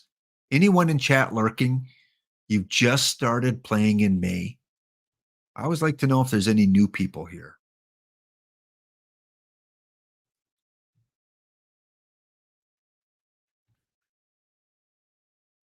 And I did a poll yesterday on what you guys do with your packs. Do I still have those results? Where are the results?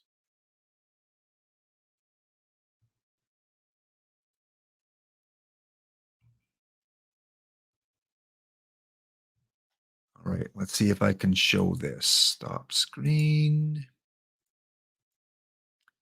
So yesterday I asked, when do you open your packs? Do you wait until Thursday? Do you open right away? Do you open that same day but later on? Or do you hoard? So there you go. 38% of people. We had 20, 40, we had about close to 80 people that voted, and 38% wait until Thursday. 31% open right away, 20% wait till later in the day, and about 1 in every 10 people hoard their packs. All right. Well, my bronze team in silver did not do as well today. They gave it a run, tied up, going to extra innings, game number 5, and in the 10th inning, Reading will score 3 on who gave up those runs. Who goes to the doghouse? CC Sabathia. I don't know. He might not. Maybe she shouldn't be a closer. I don't know. Maybe it should be Max Scherzer. Look at this, Max Scherzer. Only 1 2/3 inning pitched, but his K per 9 is 21.6 in silver. 21.6. And I lost the bronze as well. Oh, who did I lose the bronze to? So Max Scherzer, I think you need to be my closer in silver. You open your packs whenever you hear the kitty song. Oh, well, when you have the itch to open TX, let me know, and I can motivate you to open those packs. Well, Makadkar, things have come full circle, my friend. Congratulations, you lost to D Block. So D Block is going to go on to the semis against the Pirates, and Makadkar, you took me in 2 games. And you know what? I love it, Makadkar, because you don't have any combinators. And you are proving my point that at any given time in any given tournament, anyone can beat anyone. So those new players out there that want to get involved in bronze, don't let combinators completely intimidate you. Here's my team. I've got 1, 2, 3, 4, 5 pitching combinators. And I've got 1, 2, 3, 4. So I've got 10 out of 26 cards as combinators. And the team that beat me,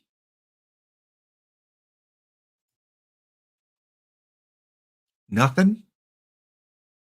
And for their pitching, nothing. So sometimes just having better base cards, better strategy, better in-game management, whatever Makadkar is doing, today it worked out for him without a combinator. And how did he do against D Block, who has a lot of combinators?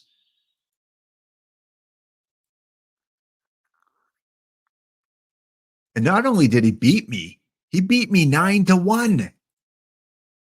Makadkar. 9-1.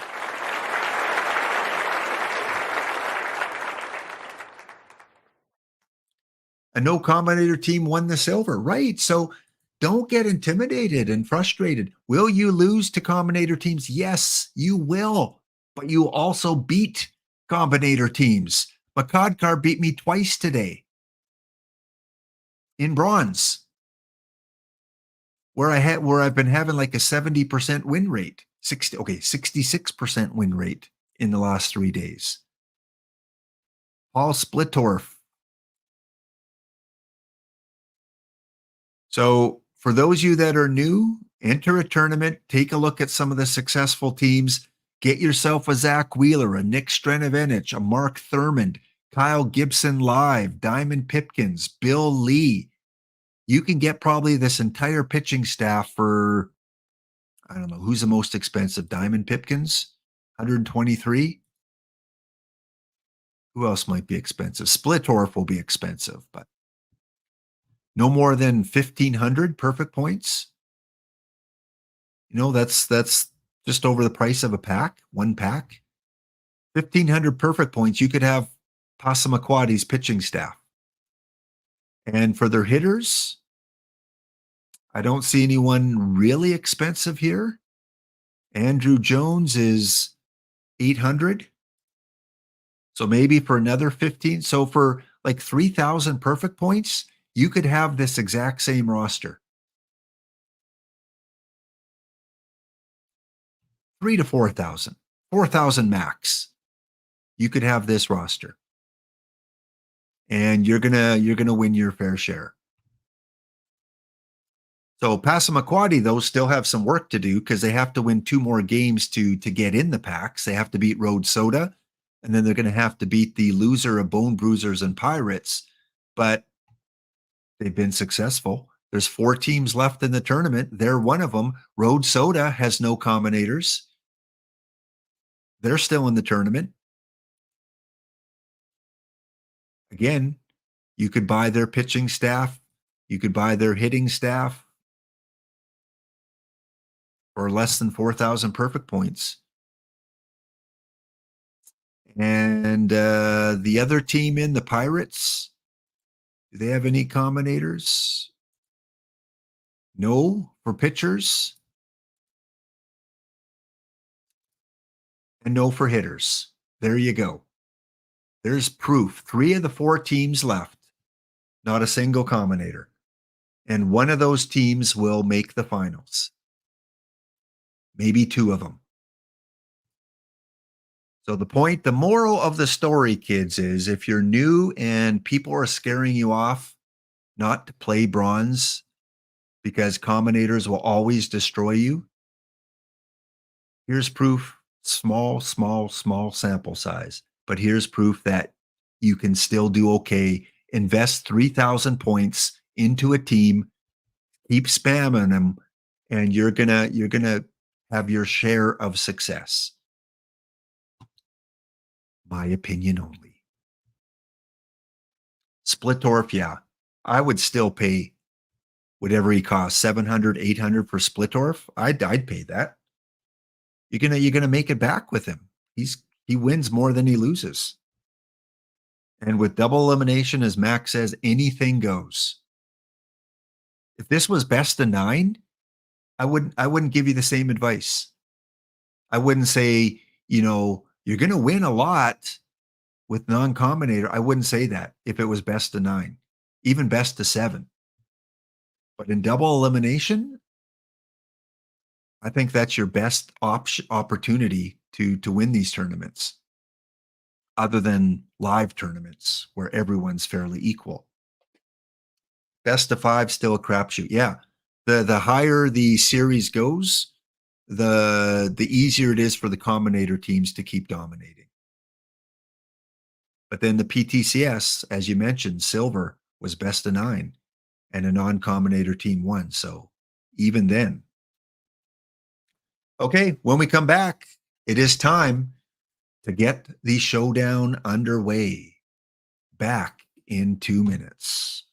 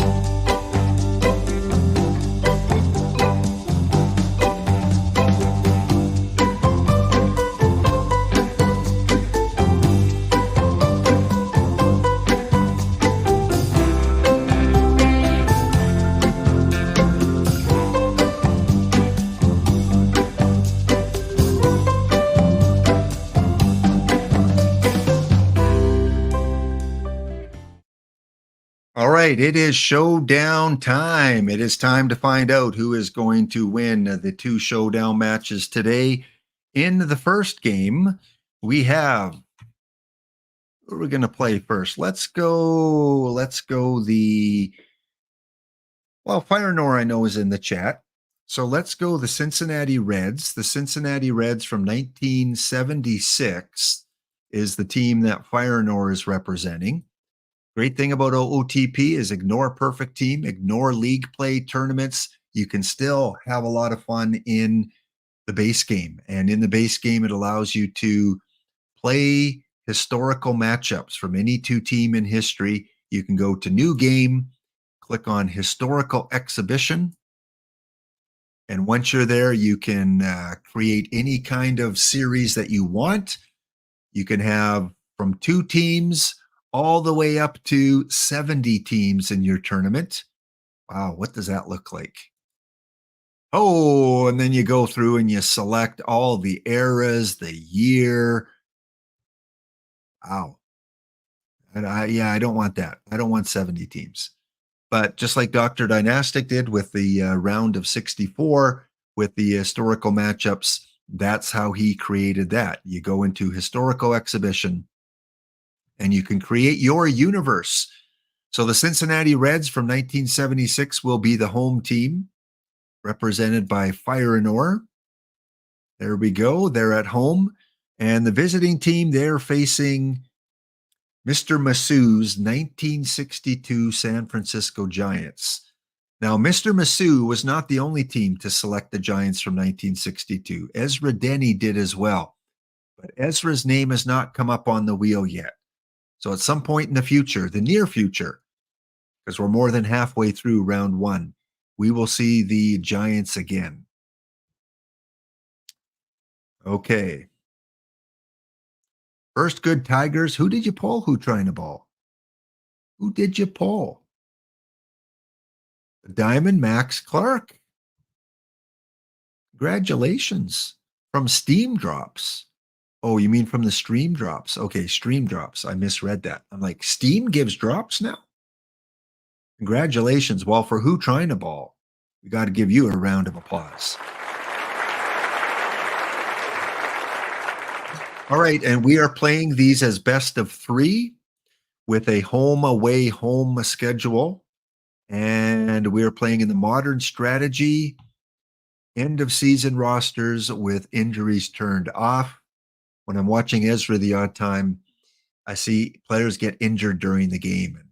It's cool because it forces you to make in-game decisions. But we don't want to do that here. We want to let the players play fully healed, no injuries. They're injury-proof. So let me double check here. Reds at home, Giants on the road, 3 games, 1-1-1, modern, end of season, injuries disabled. All right, winner, the winning manager, either Mr. Massou or Fire and Ore, is going to go to the round of 32 and win 10 standard packs for their account. And again, we're playing all the way till we have a final winner at the end who's going to get a nice prize. Every round you win, 10 packs. So 64 to 32 to 16 to 8 to 4 to 2. That's 50 packs right there if you're one of the final 2 teams. Play ball. All right. Game number 1, we always just kind of quick sim, but we look at the lineups. I wish Ezra was with me here today to announce the San Francisco Giants. But maybe when Ezra's team plays, if he's available, I'll bring him on. That'll be fun. Yeah, we need to do that, Ezra. We need to bring you on when your name is drawn. Especially if you meet my team, because my team hasn't played yet either. Oh, come on, universe. Give us an affiliate showdown. For your San Francisco Giants, in right field, we have Philippe Alou. Batting second, 31 years old, Willie Mays. Mr. Orlando Cepeda will be at first base. And a guy that you may be familiar with as a Giant, Willie McCovey in left field, not at first base. That was the dilemma that Ezra had, I think, is Both were kind of first basemen, so he traded one off. Jim Davenport at third base. Mr. Tom Holler catching today. Jim Jose Pajan will be playing shortstop. Chuck Hiller, second base, and Billy Odell will be on the mound. Billy, whatever you may call him, he is going to be pitching in game one. For Fire North Cincinnati Reds, Ken Griffey Sr. will be leading off in right field. Pete Rose will be batting second, 35-year-old Pete Rose, a few years before he went to Montreal. Joe Morgan, second baseman. George Foster hitting cleanup in left field. Johnny Bench catching. Tony Perez at first base. Cesar Geronimo in center field. Dave Concepcion at short, and pitching in game one will be Pat Zachary. I'm not sure that Feyenoord would go with Pat Zachary. Let's see who else Cincinnati has. Gullett, Norman, Zachary. I thought they had they had a dominant team in 76 with those pitchers. Wow. San Francisco has Juan Marichal, 24 years old. Probably is going to pitch game two. And then Jack Sanford will probably go game three. All right, stay tuned, guys. In about a half hour, we're going to go over to NAS base. And NAS, if you're lurking, if you're listening, you can pretty much bank on 5:15 Eastern Standard Time. 5:15, we will bring the crew over. Let's do this. Sim, entire game. By an 8-6 score, the home team will take this. So Fire North scores 2 in the first, 1 in the fourth, 3 in the fifth, 1 in the sixth and seventh. And for the Cincinnati Reds, it will be Eastwick with the save, Billingham with the win. Mr. Bolin will take the loss. Bobby for the San Francisco Giants. Johnny Bench is your player of the game. We have 3 hits for Johnny Bench, 2 hits for Foster, 2 for Rose, 2 for Griffey, and 2 for Geronimo. For the San Francisco Giants, they do get performances out of Tom Holler, 2 hits, Davenport with 2 hits, Willie McCovey with 2 hits, and Philippe Alou will get a couple hits. But game one in the books goes to the 76 Reds. We head to San Francisco for game number 2. And it looks like it's going to be Don Gullett going up against righty Juan Marichal. Marichal currently 24 years old and back in this year. 1962, he went 11-1. No, 18-11 with 1 save. So just before his breakout year, 63 Marichal, watch out, 25-8, then 21-8, 22-13, 25-6. So this was he had a good season in 62, but look out. 1, 2, 3, 4, 5, 6. 6 of his next 7 seasons would be over 20 wins. Okay. All right, so game number 2 on the road in San Francisco. Again, we kind of go half inning by half inning. If it's close in the 7th, we may jump in. After 1, the Giants get a run in the bottom of the 1st. Oh, Juan Marichal. What happened? 5 runs for the Cincinnati Reds. Johnny Bench walks. Geronimo strikes out. Bench goes to third on a double by Perez. Concepcion would single home both Bench and Perez. And then a Ken Griffey Sr. double will bring home a couple. Make that 5-1 Cincinnati. Going to the 3rd, stays 5-1. Two more for the Reds will make it 7-1. And Juan Marichal just did not have it today, as we will not be jumping into this game. 7-1. 7-1 after 8. And we go to the bottom of the ninth. Let's watch a little bit of the Bay game action. Pedro Bourbon, 1 out. Jim Davenport, big swing into left field, 2nd out of the 9th inning. And the Giants send up Chuck Hiller. Will Bourbon close it out? He will. That's going to be out number 3. Congratulations to Firenor.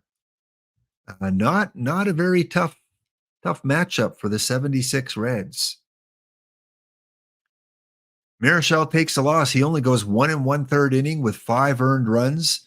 Gullett with the win, 7 strong innings, 4 hits, 1 earned run, 3 walks, and 8 strikeouts. He is your player of the game. Willie Mays with a couple hits for the Giants. For the Cincinnati Reds, home run by Joe Morgan in the 4th inning, and 2 hits for Pete Rose and Ken Griffey. All right, well, we've got to write some numbers down here for tiebreakers. Okay. So we need to add up the runs scored and the home runs. What do we got? 14, 22 runs scored. And home runs, Johnny Bench, George Foster, Joe Morgan, and Philippe Alou. 4 home runs. Yes, GT Sundown also picked the Reds, and Johnny P already advanced to the round of 32 because he had a mid-70s Reds team as well. So 2 teams went with the 76 Reds, 1 went with the 75 Reds. So looking good for you because 2 of the 3 have advanced so far. Ken Griffey, your player of the tournament. Okay, well, we need to go out and get on to matchup number 2. That was very anticlimactic there. Let me spam another bronze tournament here, because that's what you do. Once you create a team, you just spam away and hope that you get into some of the dailies. I like to get into the bronze only late at night and into the late bronze. Those are 2 of the 4 spots I like to fill up. And then usually the bronze cap and the bronze live. Those are the 4 I try and get in. I like playing the bronze live. It's kind of fun. Get to learn about the live cards more. D-Block, do you have an update on the tournament that I was eliminated from? Are you off to the finals?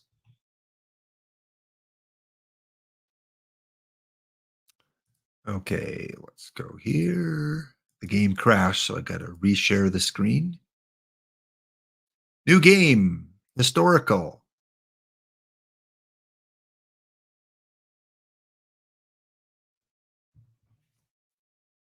Oops, you thought the red series was 2nd when you were filling out the form. Well, I can check very quickly. Let me check for you who you picked here. GT Sundown, you went with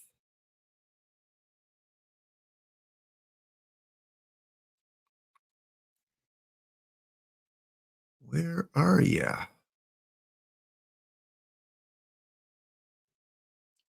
There's a lot of good teams coming up here.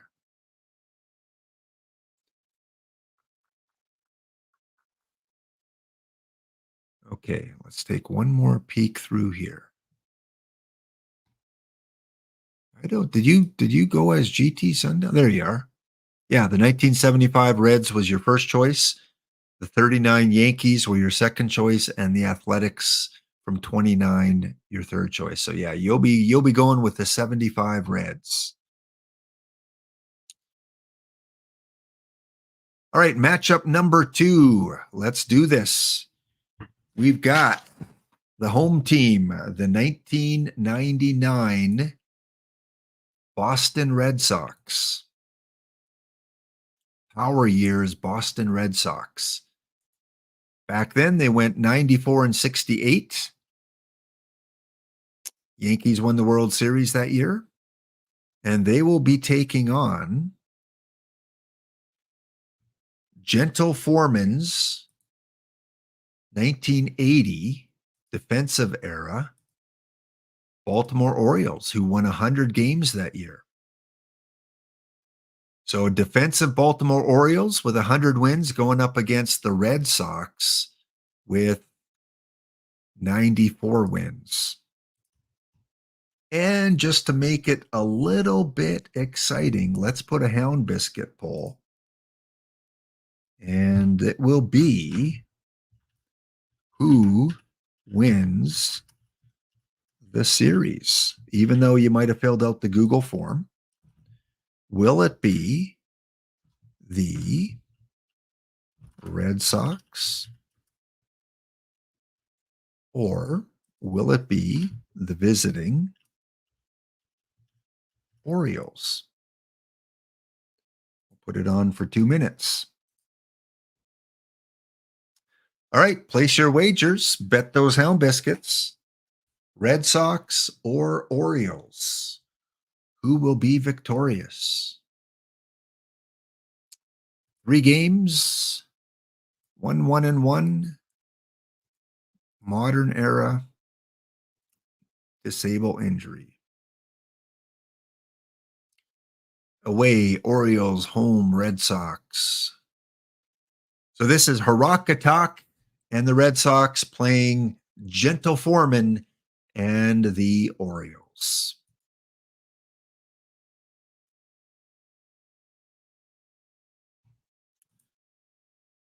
And before we sim, we'll wait for the Helm Biscuit timer to expire, but we will look at your lineups here in case you need to wager a few more. For your visiting Baltimore Orioles, leading off will be Al Bumbry. Gary Renicky, really good bronze card, will be playing in left field. Ken Singleton is in right. Eddie Murray at first base. Doug DeCinces at third. Mr. Dower, Rich Dower. Rick Dempsey catching. Kiko Garcia will be playing short. And Scott McGregor will be on the mound for your Baltimore Orioles. Back in 1980, Scott McGregor went 20-8. 20-8. Gotta like him on the mound. However, for your Boston Red Sox, playing at home, in front of the monster, Jose Offerman will be playing second. Trot Nixon out in right field. Nomar Garciaparra will be playing at short. Hitting in the cleanup will be Brian Daubach. Jason Varitek catching. Troy O'Leary, left field. John Valentin will be playing third base.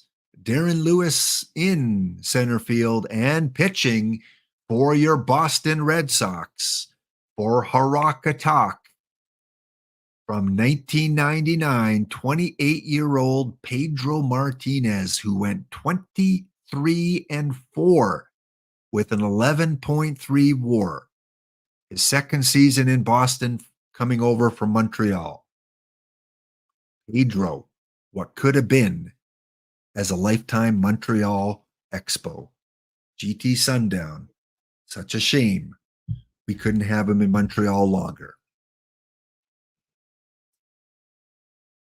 Good thing it's a best of 3 because I doubt the O's take this off Pedro. Yeah, it's too bad you couldn't save McGregor for game 2 and just use a scrub. Who do you have? Gentle Foreman. You got Flanagan, Martinez, and McGregor. So you got 3 really good starters there. Boston, they've got Pedro, Juan Pena, and Brett Saberhagen, 35-year-old Saberhagen. So I think Definitely one of the matches you outmatch them pitching wise. It could come down to depending who they play in game two. They're probably going to use Saberhagen. All right, let's fast sim game number one. Results of the Helm Biscuit bet is in. Let's give you an update there. We've got 64% thinking the Orioles are going to win. 36% for the Red Sox. So, General Foreman, you got some support out there in chat. And you gave it your all, but you can't score when you can't hit. And with Pedro on the mound, the Boston Red Sox get a 3-0 victory. Pedro Martinez, 7 innings, 1 hitter. And then Derek Lowe is that Derek? Must be Derek. Yeah. Derek Lowe gives up a hit. Scott McGregor, man, 6 innings, 6 hits, only 1 earned run. Luber gives up a couple runs. Pedro is your player of the game. 2 hits for Garcia Parra. Single hits for a few players. And for Baltimore, their only 2 hits come off the bats of leadoff hitter Al Bunbury and number 3 hitter Ken Singleton. Yeah, that not much you can do. All you can be glad for is you only have to face Pedro once in this tournament. We head to Baltimore, where it will be Brett Saberhagen up against Mike Flanagan. And General Foreman, I always like to ask if the managers are in chat, what persuaded you to pick Baltimore? Are you an Orioles fan? Was it just because they were a dominant team? Why go with Baltimore? And as you respond, we're going to take our break and come back for game number 2. Back in 2 minutes.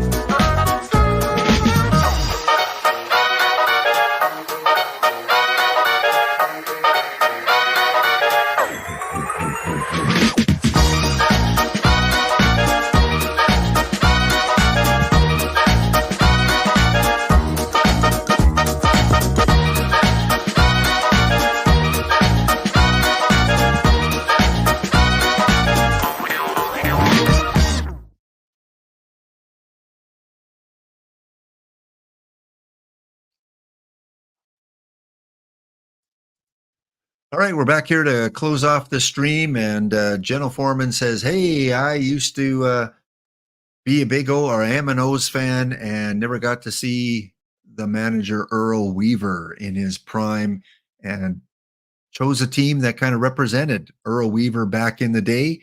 Well, you may have not have been able to see that team, but you get to see the current Orioles team, and I think you're going to have a lot to look forward to over the many years to come, as long as they can afford to keep those players in Baltimore. Great looking team that you got there in Baltimore. So let's see how game number 2 plays out. Mike Flanagan up against Brett Saberhagen. And we are going to go half inning by half inning. Boston gets on the board early with 2 runs in the top of the first. Nothing for the Orioles. Bottom of the second, 2-0. Boston. I think Baltimore takes this. If they can win this game, I think they got the pitching matchup for game 3, but they got to get some runs. Only 2 hits in 11 innings of play so far for Baltimore. 2 more runs for Boston, making it 4-0. We're going to need some runs here, Baltimore. Where are they? 4-0. Steve Stone on the mound for Baltimore here now. Mike Flanagan out of the game after 3 innings. Holds Boston scoreless. Brett Saberhagen working on a no-hitter after 3. And, of course, you're welcome, General Foreman, because Baltimore scores a couple. As soon as you mention that word, that set of words there, that the team scores. Renicky with the double. Ken Singleton will fly out, and a 2-run shot by Benny Alea. Benny, back in 1980, had 10 home runs. That was a career high for him back in 1980. So not your prototypical power guy, that's for sure. But with the game on the line, a must-win situation, Benny delivers. Now, Tippy Martinez is in for the Baltimore Orioles, the 3rd pitcher of the game so far. You can't give Boston any more runs. And they don't in the 5th. Baltimore up in the bottom of the 5th. No runs. We go to 6. Tippy Martinez still in the game. Keeps Boston off the scoreboard. Brett Saberhagen still in the game. 5 innings. Pitched so far, 1 walk, 4 strikeouts. But Singleton, pitching spot, and Doug DeCinces up for Baltimore. No runs. New pitcher in the game for Baltimore as we head to the 7th. It is Sammy Stewart in the game. We're going to fast sim Boston. And now we're going to let Baltimore bat, being down only by 2 runs. Rick Dempsey over the head of the center fielder, hits the top of the wall, and the Baltimore Orioles have the tying run at bat in the form of Kiko Garcia. No one out. Dempsey on second. Kiko gets jammed. That's going to move the runner to 3rd, though. With 1 away, Terry Crowley, number 9 hitter, up against Saberhagen. He takes that on the outside, just misses the outside corner, and that's going to be a walk for Crowley. That's going to bring up the top of the order, and 333 hitter Al Bumbry at the plate. He takes a walk. Saberhagen in some trouble here. Bases loaded for Gary Renicky, one of the guys as a Baltimore Oriole fan from 1980 you want at the plate here in this situation. With 1 out, bottom of 7, Ramon Martinez in the game now, facing his 2nd batter. Walked Bumbry, and he strikes out Renicky. But fear not, Oriole fans, you have Ken Singleton at the plate. Ramon Martinez, Singleton. And he strikes him out. What an inning for the Red Sox. Baltimore squandering their chance there with 2 out. Boston, no runs in the top. We go to the bottom of the inning. Let's see if the Orioles can do something again. And once again, they get the leadoff hitter with the double.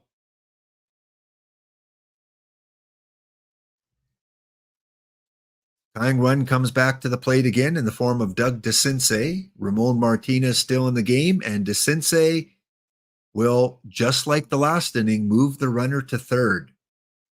Exact same situation. One out, runner on third, Rich Dower at the plate. That will score and run.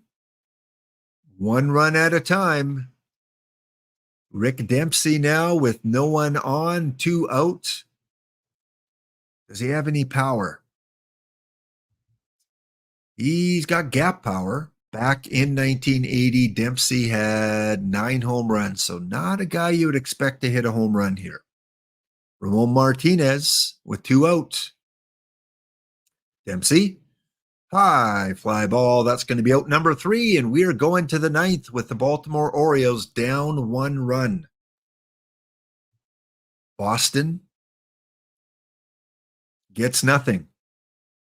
Derek Lowe, not a guy, General Foreman, that you want to see right here. Derek Lowe back in 1999. 15 saves. Again, just before his peak year. Following season, he would have over 40. So you got Mr. Graham pinch hitting up against Derek Lowe. Graham, pitcher takes it, fires over to first, and not in time. Teddy Graham's with the base hit, infield hit there, and the tying run is on first for Terry Crowley. Maybe a bunt situation. We got a little small ball. No, we don't. Over to one, back to first for the double play. Oh, AI manager, what are you doing letting your number 9 guy hit? You put on a speedster on first and you bunt him over. 2 outs. Al Bumbry at the plate. Bumbry. Oh, Bumbry. Little bit of a flare into left field. Baltimore teasing us again. Gary Renicky, who struck out back in the 8th inning, has a chance to redeem himself here. Do we have a walk-off? Renicky, not deep enough. And unfortunately for General Foreman, the Baltimore Orioles are going to go down by a 4-3 score. Valiant effort to come back there after being down 4-0, but Mike Flanagan did not have a day today. Just like Juan Marichal back in the first series, Flanagan did not do much. Saberhagen will take the win. He is your player of the game. Baltimore in a losing cause gets a couple hits from Bumbry, and Boston, they get a home run from Daubach in the 3rd inning, and 3 hits from Garciaparra, 2 hits from Nixon. So there you have it. 2 sweeps today. Got to do some totals here. Total home runs. We have Stanley, Daubach, and Ayala. 3 home runs. And total runs, we have 3, 7, 10. Tough to stomach a loss to the Sox. Yeah, I know, right? Why does it have to be a division rival? Why couldn't it be like the 1952 Dodgers or something? Garciaparra is your player of the game. 10 runs total. That's the lowest run score I think we've had in any tournament matchup so far. Okay, we need to go find a winner, and then we're going to raid over to Space here. Both tournaments are going on. I think this is the bounty. Let me go check in on the results of the bounty, if this is it. So we have a bronze bounty winner in Makad Car. I don't think we have a silver one because I don't think that person declared that they were in chat, so they will not get the packs. And we have, wow, D-Block. And the team that he beat in the semis comes back to beat Road Soda. And it is Pirates Bone Bruisers in the final. 1 with combinators, 1 without combinators. 12-3 and 7-6 in game number 2. D-Block gets 1 in the 9th, but not enough for the comeback. Okay, well, 5 minutes until that sim is in. But in the meantime, we got to go give some packs away. And let me find the Google form.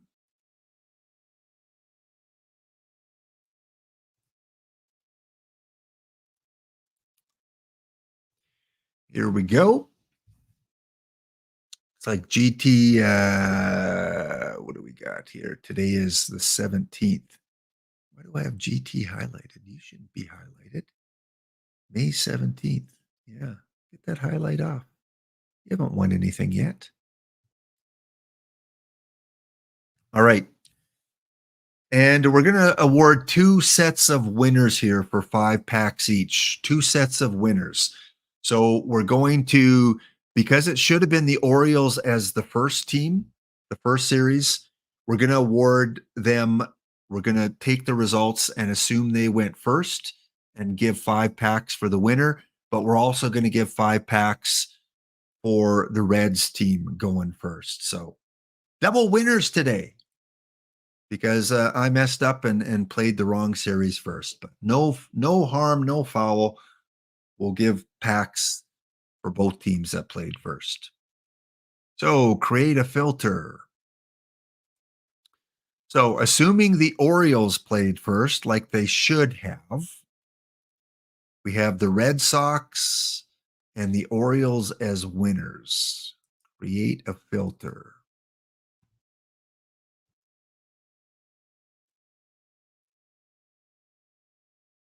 Ooh, why do we have Yankees on there? So it was Red Sox and Reds, both home teams.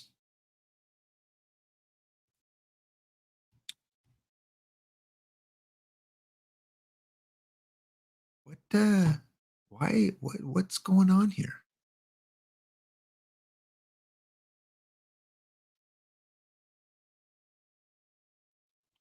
Well, these ones are old, I think, because I didn't copy my form. So that's from an old series.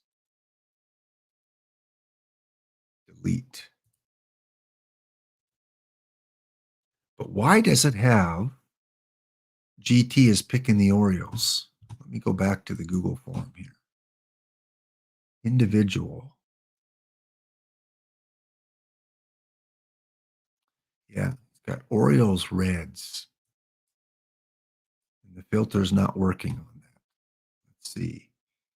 Create a filter. Filter's already there. The spreadsheet's messed up, man. Remove filter.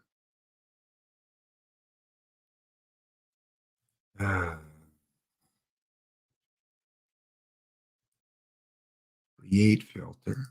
We'll get it worked out. Clear. The only one that should be is the Red Sox and Reds. There we go. Now we got it. You pick the Orioles. The sheet just knows that you deserve the packs. Well, TX, we got it. We got it worked out now. So Red Sox and Reds. And assuming that the Red Sox went first, they were both 2-0 anyway. So it doesn't really matter. It was both 2-0.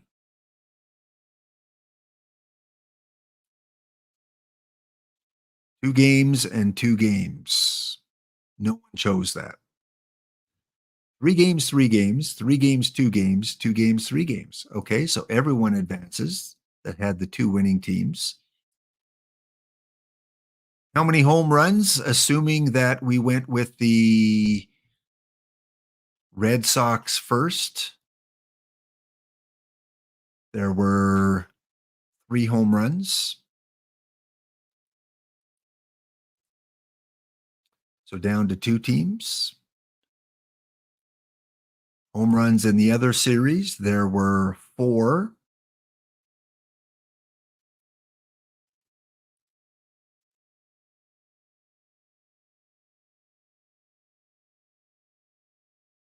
No, the way I'm going to do it, GT, is because no one picked 2 and 2, they're all wrong. So I'm not going to go tiebreaker with the first series and then the second series because no one picked 2-2. I'm just going to keep them all in.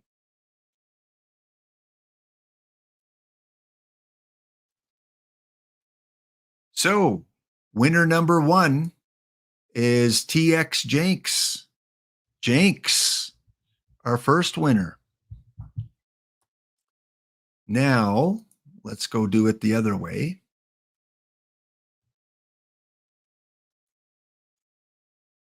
And if it's still TX Jenks, then he's the only winner today. Create a filter. Series number 1. Clear.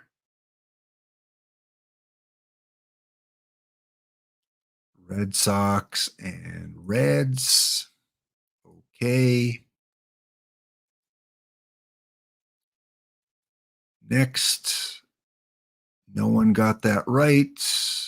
So we go back to the home runs. So this time it was the Red series. So 4. And the second one would be 3.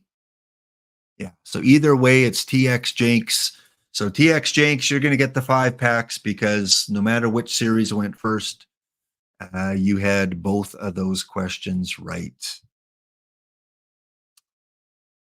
Yeah, all it would have taken is for someone to pick Red Sox and Reds sweeps, but no one had sweeps on both of them.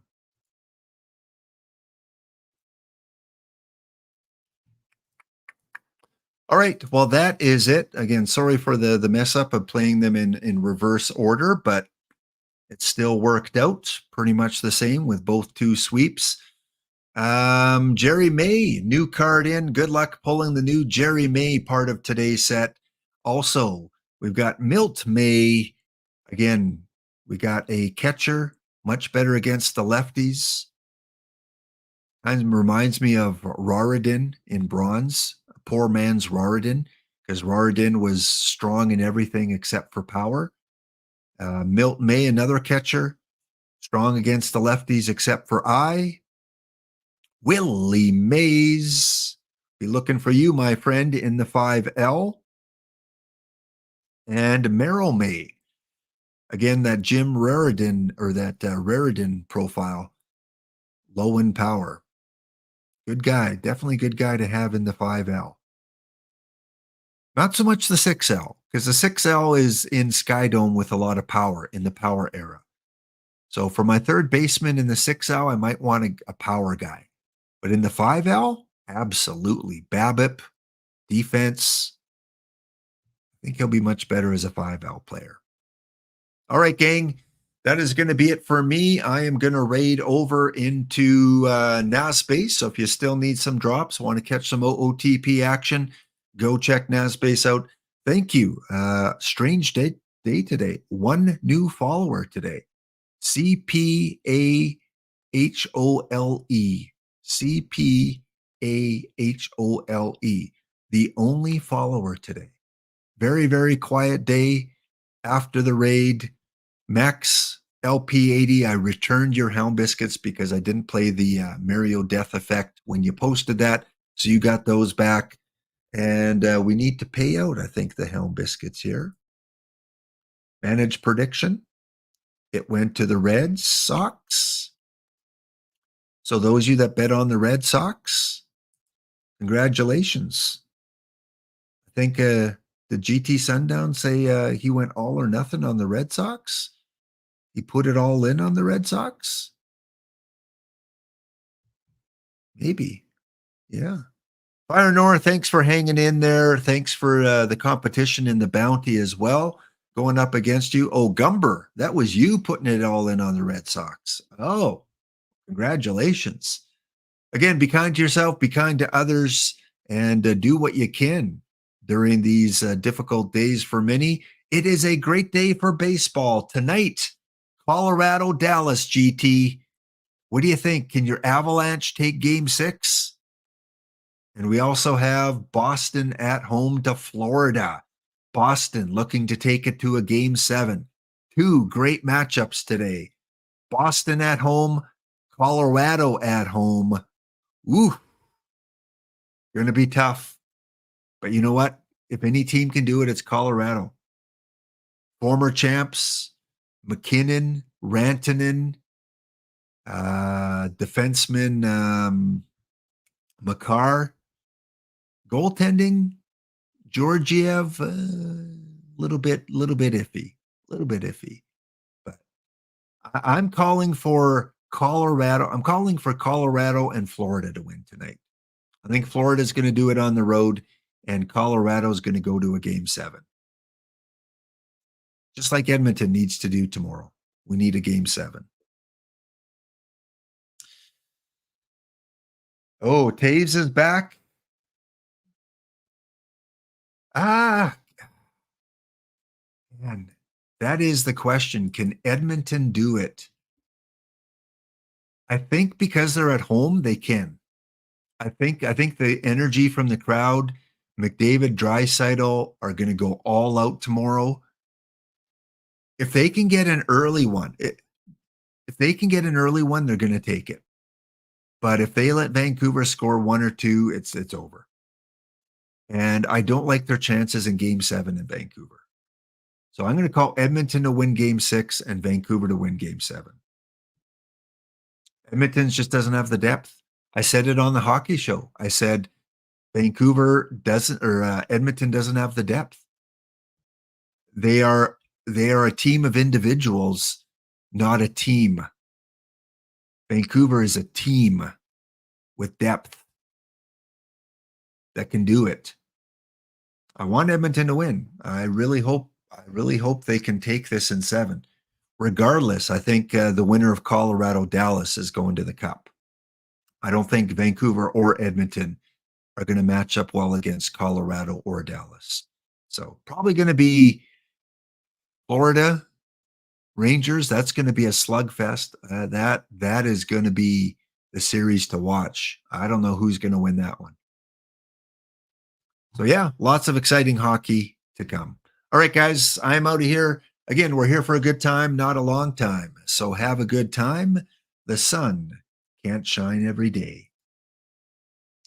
We'll see you next episode.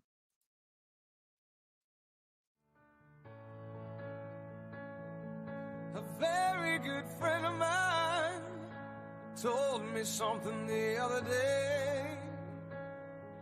I'd like to pass it on to you. I believe what he said to be true. He said we're here for a good time,